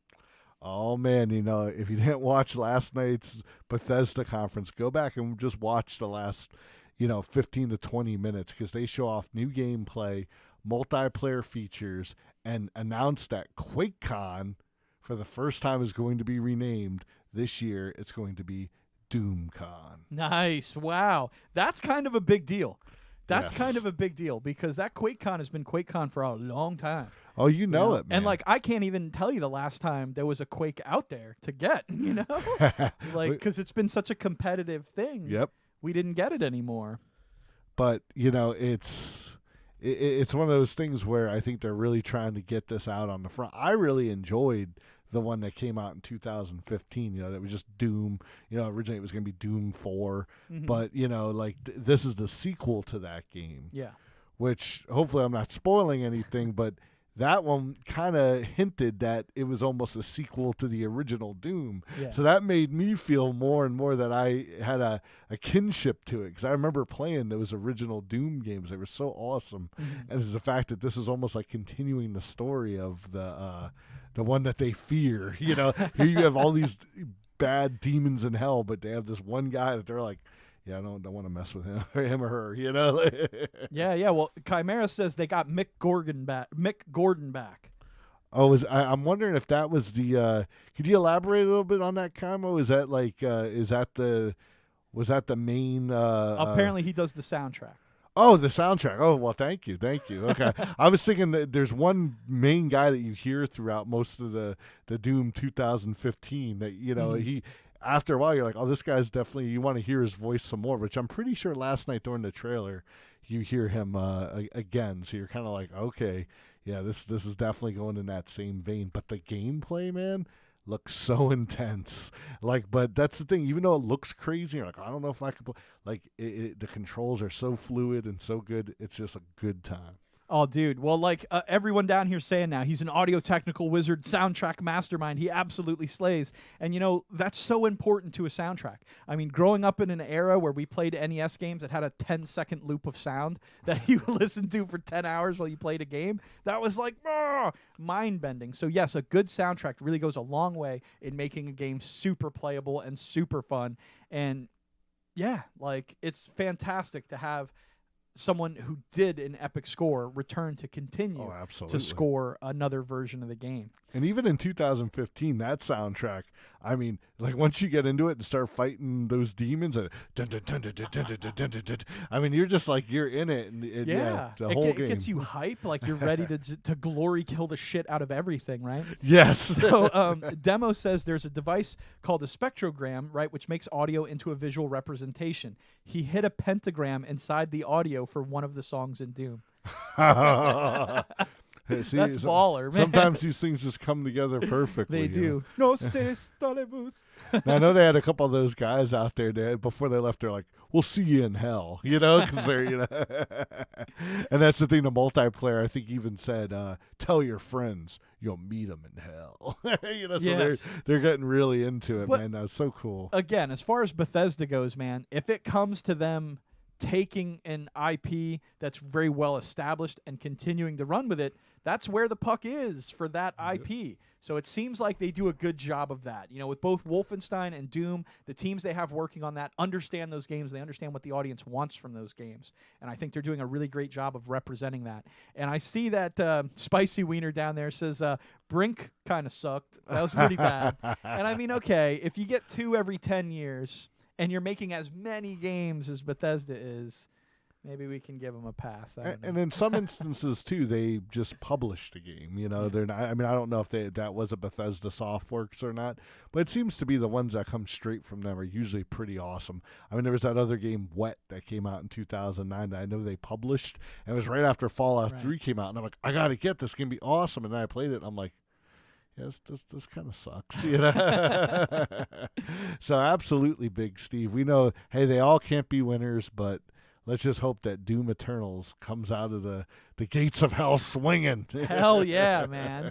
Now, they've also got a couple of other cool games that are coming out here that are Bethesda's that was at their conference. So, of course, they have the Elder Scrolls Blades coming to Switch. This, of course, is the mobile game that they touted last year. So that's kind of cool that that's getting ported over to the Switch so that people can get their hands on that as well. People have been joking and calling this one Switchblades. That's pretty clever. I dig it. This is probably how I'll play this game. Yeah. I won't play it on my phone, but I'll, you know, my kids' Switch, I'll get on there and be like, doo-doo-doo-doo-doo. No doubt, man. Oh, look, Demo sent us some video evidence of the spectrogram. Should we watch this? Yeah, let's check it out. Okay, hang on. We're gonna get it. We're gonna get it in there for you guys so we can check out this. Yeah. Oh, damn it. Okay, it's gonna stop my slides again. Anyways. I should just leave that on, like, always run my slides right. What is this thing playing right now?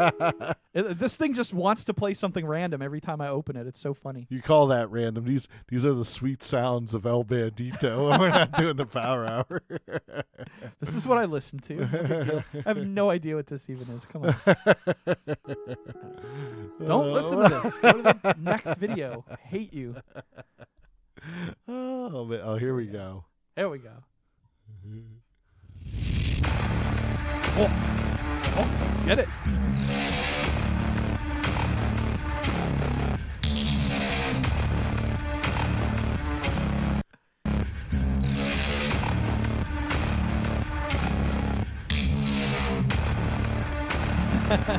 I love it. You can see him down there. Like, it's like right over your head, man. You see it? The little. Oh yeah, right here.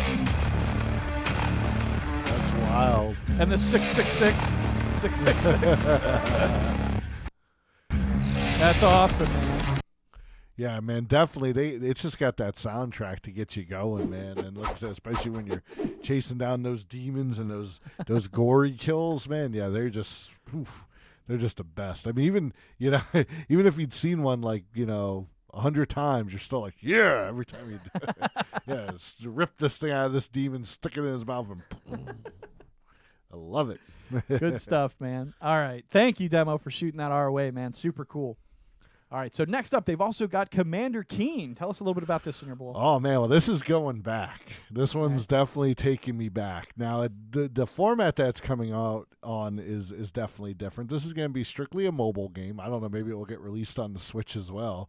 But Commander Keen, like, you're going back to the early 90s. Maybe if it probably predates Doom as far as like a license goes, or it was right around the same time, but it was a side scroller where you got to become this like almost like a space hero, and you went around.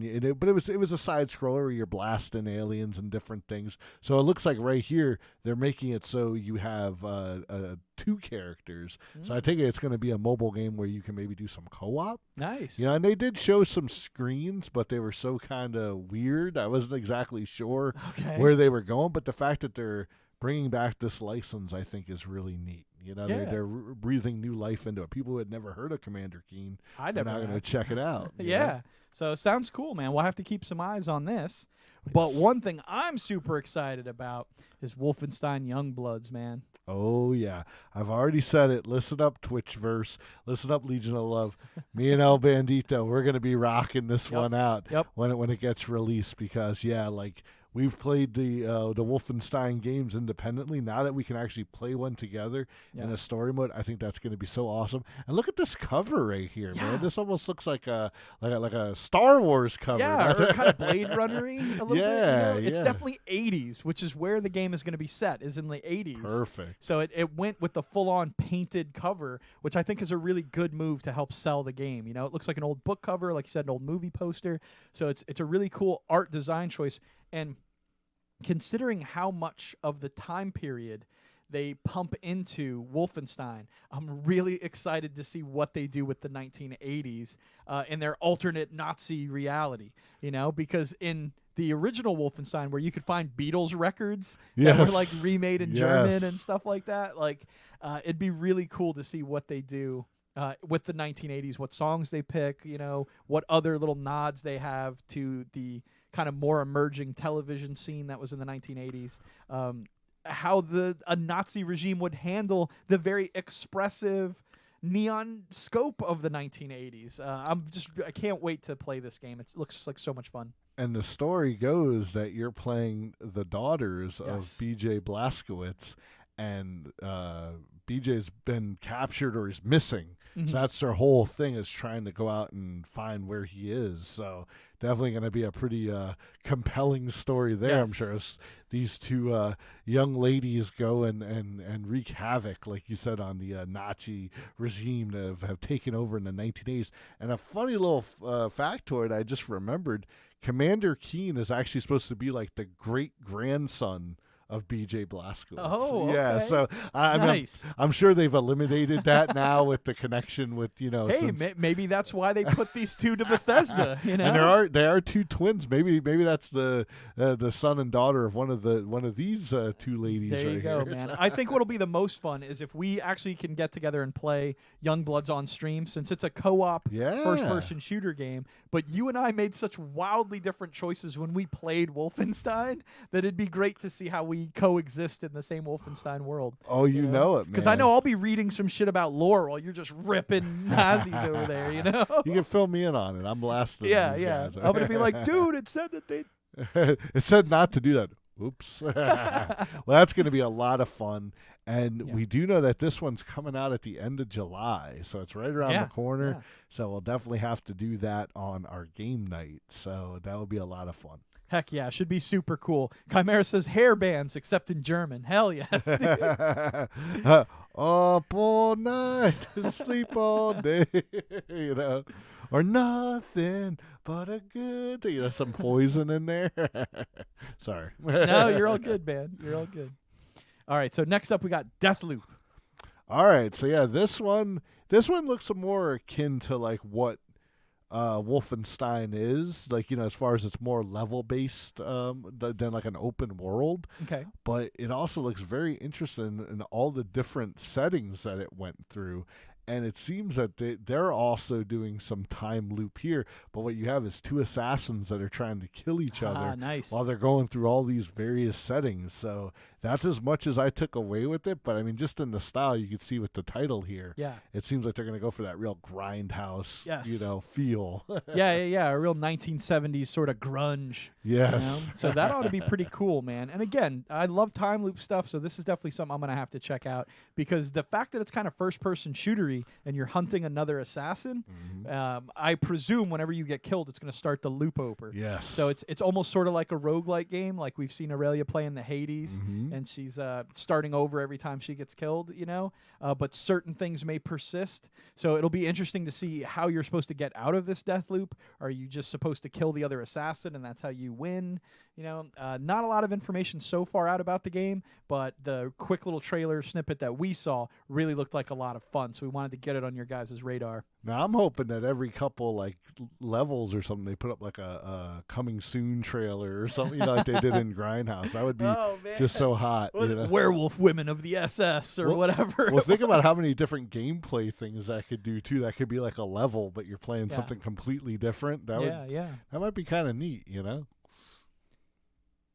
Look at that. Life says, I'm not into new games, but you're making me interested in new games. That's what we're here for. We're spreading the love, a little bit of love about things that you may not have known was out there. Because you know what, man? It's been a while since I did the speech. So I'm going to do the speech. That's what the Power Hour Love is all about. We're just here to remind you guys that in a world of negativity and bad news and everyone telling us everything's going to come to the end in the next election, we just want to be here to remind you guys that there's lots of cool stuff out here that's not getting enough coverage, that's hard to find because we're smorgasbord overloaded with negativity, man. So we're here to be a little shot of positivity, get your week going, get you started off right, and be able to say, hey, there's a lot of stuff out here that we love in this world, and we want to share the stuff that we love with you guys, because if you haven't already heard about it, we're pretty sure you're going to love it too, and we hope you do. Absolutely, man. There's no better way to say it. And, man, I'm sure Life Reboot, I'm sure Bethesda would love to have you playing some of their games. Absolutely. I would love to see Life Reboot, like, just analyze and yes. Take apart a Bethesda game. Like, that would be mind-bending. Aurelia, thank you. You're too kind out there. Demo, J-Dog, thank you guys so much for the emotes down there. Aurelia shouting us out. I love that. Thank you so guys much. Are the best. Yeah, definitely. Throw some love out here for all you beautiful people hanging out in the late night hour, man. Throw some love out there for the Legion, all the Legionnaires hanging out with us. We appreciate it so much. We're almost, we got to Keanu them. You're breathtaking. You're breathtaking. No, you guys rock, and you know it. There you go. Some Definitely. stronger than steel love that'll last forever, man. So again, Legion like of we love, said, baby. we hope to give you guys a good kickstart for your week here, where we're having some fun. Real quick, we're going to wrap up the night by talking about just one or two other games, Yep. and then we'll let you guys go and reconvene either later this Wednesday or next week, or we'll see you beautiful people in your beautiful streams. But for right now, we want to wrap you guys up in Ghostwire Tokyo. I'd have to say, as far as like the whole E3 weekend so far goes, and we haven't seen Square Enix yet, and they sometimes have some pretty bizarre trailers, but this one definitely was like, kind of sitting there, like thinking, like, what's going on here? You got all these folks walking around, there's umbrellas, there's rainfall. I'm like, this looks kind of cool. But then all of a sudden, it's almost as if you heard a, and so umbrellas start dropping. You have like a little doggy there, and he's kind of like looking for his master, and you just see some clothes. It's almost like everybody disappeared. So it's kind of like, it leaves you wondering, did something almost Thanos level happen here? And now you're like one of the survivors, but a lot of weird stuff is going on. Not a lot to go on, but it was enough to be like, man, I want to see what this is about. I'm definitely going to be keeping my eyes open for the next trailer. Dude, as soon as we did it, Jay threw down in the chat, no, you're breathtaking.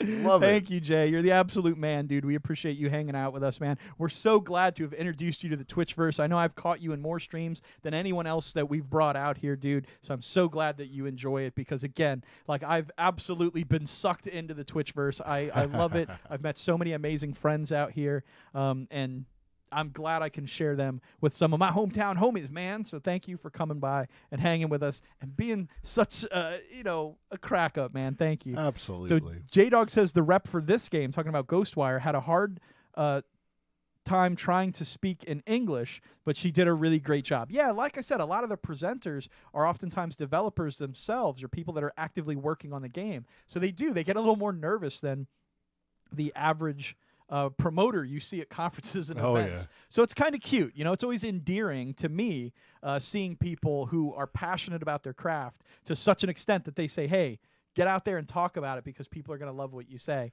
And it's endearing to me. I think a lot of people, they get that sort of awkward anxiety from it, and they're like, I feel so bad for this person. But I love it. I love to see someone going out there, putting themselves out there, because let's face it, the greatest gift any human being could give each other is their genuine self, to be who we are and tell you about something that we love, because that's a personal thing to each and every one of us, So I love the opportunity to share it with Senior Boyle when we're just shooting the shit. And I love the opportunity to share it with all you beautiful people and hear what you guys think and love. And I think it's awesome to see these people at E3 who are committed to projects, who love projects, come out here and speak from their heart, despite any nervousness they may have. I love that. It's inspiring. And I think that's where, stuff on Twitch is different from like these presentations where it's a communal event, like it's not just, hey, they come out to present something and talk at folks. Like, everybody wants that input. I really want to know what everyone's thinking, what's going on, and it really does make you feel good when you can collaborate with folks that are on that same level or have the same interest as you. And like I said, that's why we love it. That's why we do it every week. And thank you guys again for rocking and rolling with us every week. Love out there for all you beautiful people. Thank you so much. But like you said, not to cut it short on Ghostwire, we got a few more ones to talk about right quick, and then we're going to be rocking and rolling and sharing the love elsewhere. We do. Thank you, J-Dog. Chimera says it's nice that the memes from this E3 is less cringeworthy and more crazy wholesome with Keanu Reeves and a dog. Yes. That's right. What that was the new Ghost Recon game. That's a follow-up to Wildlands. Yeah, it had the guy who played the Punisher. Yes, Shane from Shane. The Walking Dead. Everyone's like, That's it's just Shane. how I know him. I feel so bad. I don't know the actor's name. But yeah, he came out on stage with a dog. That was really cool. That was So cool. that was super nice. Keanu's such a great person. The fact that he's in 2077 is amazing. It is. Very cool surprise. I can't believe they've managed to keep that under wraps for so long. That dog was really chill too, like Yeah. being out on that stage. I think even if we were out on that stage, we wouldn't be as chill as that dog was. No, not as chill as that dog. No way. So, All right, what's next, Elman? all right, next up, PlayStation. Sony did not attend the conference. Never stop playing. Do you guys feel like you missed Sony being there?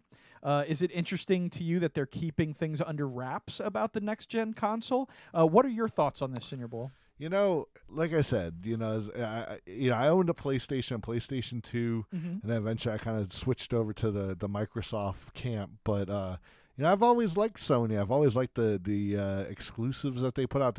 They're a company when they put something out, I'm like, damn, I wish I owned a PlayStation so I could play that, especially that Spider-Man game. But but even some of their other exclusive stuff. But I've always liked the amount of creativity they put into their briefings, and while, like we said, Microsoft and some of the other companies did a little bit of stuff, they always kind of seem to take it that extra step. So I could say I missed that, but I really liked how this year was really focused on informational. The Flash is great, the extra filler is awesome, but man, the amount of trailers and information that we got out of this year, I think, has been so great that I'm really digging it as it is. But I hope they're back next year. Yeah, no. Well, my thoughts on it are like this. You guys, let us know what you think in chat. Do you feel like Sony should have been there? I can tell you this. For me, if they weren't doing anything worth making a conference about, I'm glad that they didn't go. That's a good point. Because oftentimes game companies will show up to do the conference, and then it's lackluster because they're just giving us a lot of updates. This year, the majority of what we're getting is updates about games that we kind of knew were coming out already. That's true. And not really a lot of brand new IPs and surprises and things like that. So if Sony didn't have anything that was going to come and fire out the gate, it's better to not be there so that every time you do show up, it's kind of awesome. Because I remember the first year that Bethesda did its conference just a few years ago. And we were like, dude, they never do a conference at E3. Yeah. So it was amazing to see them show up and do that. So it's almost a less is more sort of thing. That's a good point. No, that's very true. If if they didn't feel that, maybe we're looking at it the wrong way. Maybe it's not that they're keeping stuff under wraps. Maybe they're just not ready to show anything off yet. Exactly. Yeah, that's my thought on it. So I think that's kind of neat. Chimera says he thinks that the big three are going to eventually go towards Nintendo Direct style announcements. Yeah, that's very true too, because I think Sony did have a couple of game announces, like kind of in the other conferences that people had, because they were developed by either, Ubisoft or whatever, but it was an exclusive thing for Sony. So they were able to kind of get out the games that they were doing, but if they don't have anything Sony to put out there, don't do the whole big conference thing. Don't lure a bunch of people in and then tell them we're just making a mobile game. Oh yeah, and I mean, having hanging zombies Looking at you, from Blizzard. Yeah. Having hanging zombies from trees and stuff, that costs money too, so they're going to save some cash on that and roll it into some more development. Hey, that's another good look at it. But hey, we know Sony, we know you're rich out there, man. You guys got it. But either way, yeah, it seems like it's interesting to not see them there. Yeah. I have to say, I love the Bethesda, Microsoft approach of being like in a theater, actually presenting stuff like that, like the E3 or the EA one that was like outside and looked like half the people were sweating most of it. Like that didn't look very comfortable. You didn't like the WrestleMania 3 looking one? Exactly. Yeah. It's just now even the PC gaming show today, that one looked like it was inside a convention hall. Like I maybe I'm just more traditional with that versus like you said, like the Nintendo Direct, where it's more of like a big commercial versus like a presentation, So, yeah. But, there's pros and cons to each, because like J-Dog says, it's better to get grief for not going than to get grief for going and having nothing special. Yes. Which I think is kind of my point, too. But Chimera says they did announce Death Standing and Last of Us 2 recently as well. So, yeah, they're getting their games out there still through some of the other, like the actual developers of the games, which is cool. But, again, if they're not going to tell us about a console, if they don't have a new controller or a new game plan to hype, don't go. Don't get us hyped up and then let us down. And I'm pretty sure by now the Square Enix show is done. Does anyone know if they released anything on Final Fantasy VII Remake? I know that was... Life Reboot was in here earlier, and he was like, I'm going to be back in 4 minutes because they dropped the trailer, and he went and watched the trailer and came back. Okay, so we definitely have some more stuff on that. Now that I know that's a PlayStation exclusive, so like you said, they're still getting their cuts in there as they can, but just not having an actual physical presence at the show. Now, look, Chimera says it actually has a release date and everything, but we'll tell you guys what. Okay. We know that Marvel's Avengers is supposed to have a big announcement at the Square Enix again tonight as well, so we're going to look into all that. We're going to watch this conference, and we're going to be set to talk about that with you guys next week, so make sure to check that out, and we'll all be able to discuss this a little bit more next week, as well as the Nintendo conference that's going to be tomorrow, right, where they'll be discussing their new Pokemon and Animal Crossing on Switch, a Legend of Zelda, a Link's Awakening remake. That looks pretty awesome. Yeah. I'm kind of stoked about that. Yeah, and then there's also one other interesting thing that Senior Bull brought up to me that I'm very interested in this Nintendo conference because of. Tell us a little bit about it, Senior. All right, definitely with a grain of salt. This could just be a rumor, but I did hear earlier that Xbox has actually added Nintendo's conference as a point of interest. Yes. So, they have their list of scheduled things, and I guess they said, you know what? If you guys should definitely check out the Nintendo Direct. Maybe they're just being nice, but there's also rumors out there that the two may be joining forces, somewhere in the over the past few months. And tomorrow we'll see if that's true. Like maybe something where I know there was a thing where Nintendo Online might use some of Xbox Live's features and so forth. It's all rumor mill right now, but we'll see tomorrow during the Nintendo Direct conference. Absolutely. And that can be pretty exciting for such a staple like Nintendo to partner with such a universal internet kind of distribution that they have. Like the ability for them to link to PC games now through Game Pass, maybe something that Nintendo wants to wedge in on and maybe get some Nintendo properties to get on PC as well. I mean, that might be insane. Who knows? Again, total speculation at this point, but it was all based on something real. That was that Xbox was telling people to make sure to watch the Nintendo Direct conference. So that's a little bit interesting, and there's going to be some connection there, supposedly. So we'll have to see what that is. For all we know, it could just be a similar game that's being on both of them, and they have to rep it for whatever purpose that they have. What I would love is if we could finally breach this cross-platform gaming, even if it is just with the Switch. Because we know PlayStation doesn't like to play that way. Yeah. But, let's say a game like Battletoads, if Life Reboot has it on the Switch or Chimera has it on the Switch and we have it on Xbox, it would be awesome if we could still rock out and play together because we're still playing the same game, but it's just on different platforms. And what's funny is, like, what a way to cut Sony out if the two of them are just like, we're going to do this. Man. And, like, the heck with Sony who doesn't want to play cross-platform. So, you can play your Fortnites on all three of them, which I think you can right now anyways. United front, I mean, hey, like you said, they got Google coming in trying. Yeah, they better start doing that Legion thing, locking the shields and hunkering down so they don't get taken over by some of these other forces out there. But Chimera says there's also a Smash DLC tomorrow. Okay. I did hear rumors about that as well, so I think you're right. I think that's going to be out there with some new characters and stuff like that. So that should be pretty cool. But again, we'll try to catch as much of that as we can, and any other news flying out of E3 throughout the rest of the week. We'll be back next week to eat some more exciting candy with a special thank you to Life Reboot, who's sending us some candy. If you guys have any suggestions for a weird candy, we'll run out and grab it. And so let us know on in the chat down here. You can, hit us up on Discord. You can hit us on Twitter, wherever you can get a hold of us. Wherever you want to get in touch with us, we're happy to have you touch us. So get out there and let us know what you want to see us eat next week, and we'll squeeze in some candy eating, repping National Candy Month here in June. Oh, yeah, man. As we talk about the wrap-up from E3. So this is the Power Hour of Love out here in 2077. I was saying gonna say, good night to all you beautiful people out there. we got to take a minute just to enjoy all this, man. I mean, look at this.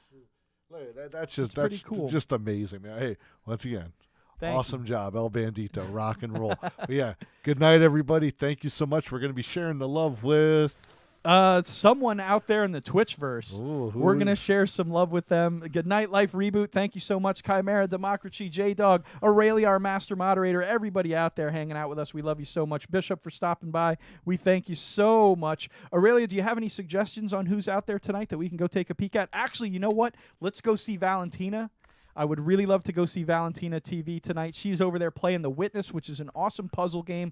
Let's get over there and spread some love for Valentina. She's a huge supporter of the Power Hour when she's got the free time to stop in and say hello. So let's throw her a little bit of love. Thank you so much, Aurelia, our Master Moderator. We got the link down there in chat. Make sure to throw her a follow and just spread that link around a little bit. Hit us up on Twitter so we can spread all the love.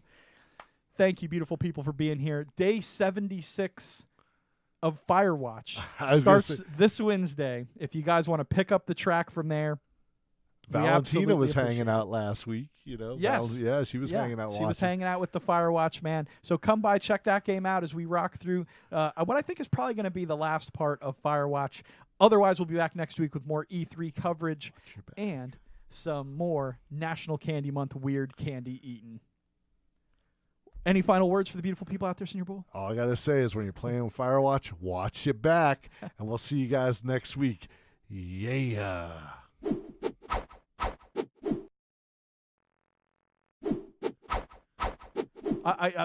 It's no outro today? Back, What's going on? Oh, we're going again.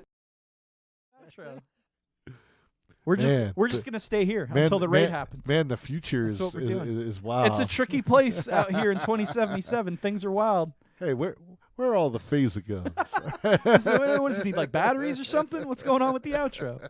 We'll see you beautiful people next time. Get those emotes ready. Thank you, Aurelia. Go ahead and pound it whenever you get a chance. Let Valentina know the Power Hour Love sent you. Thank all you beautiful people so much. Have a fantastic night. We'll catch you next time. Yeah.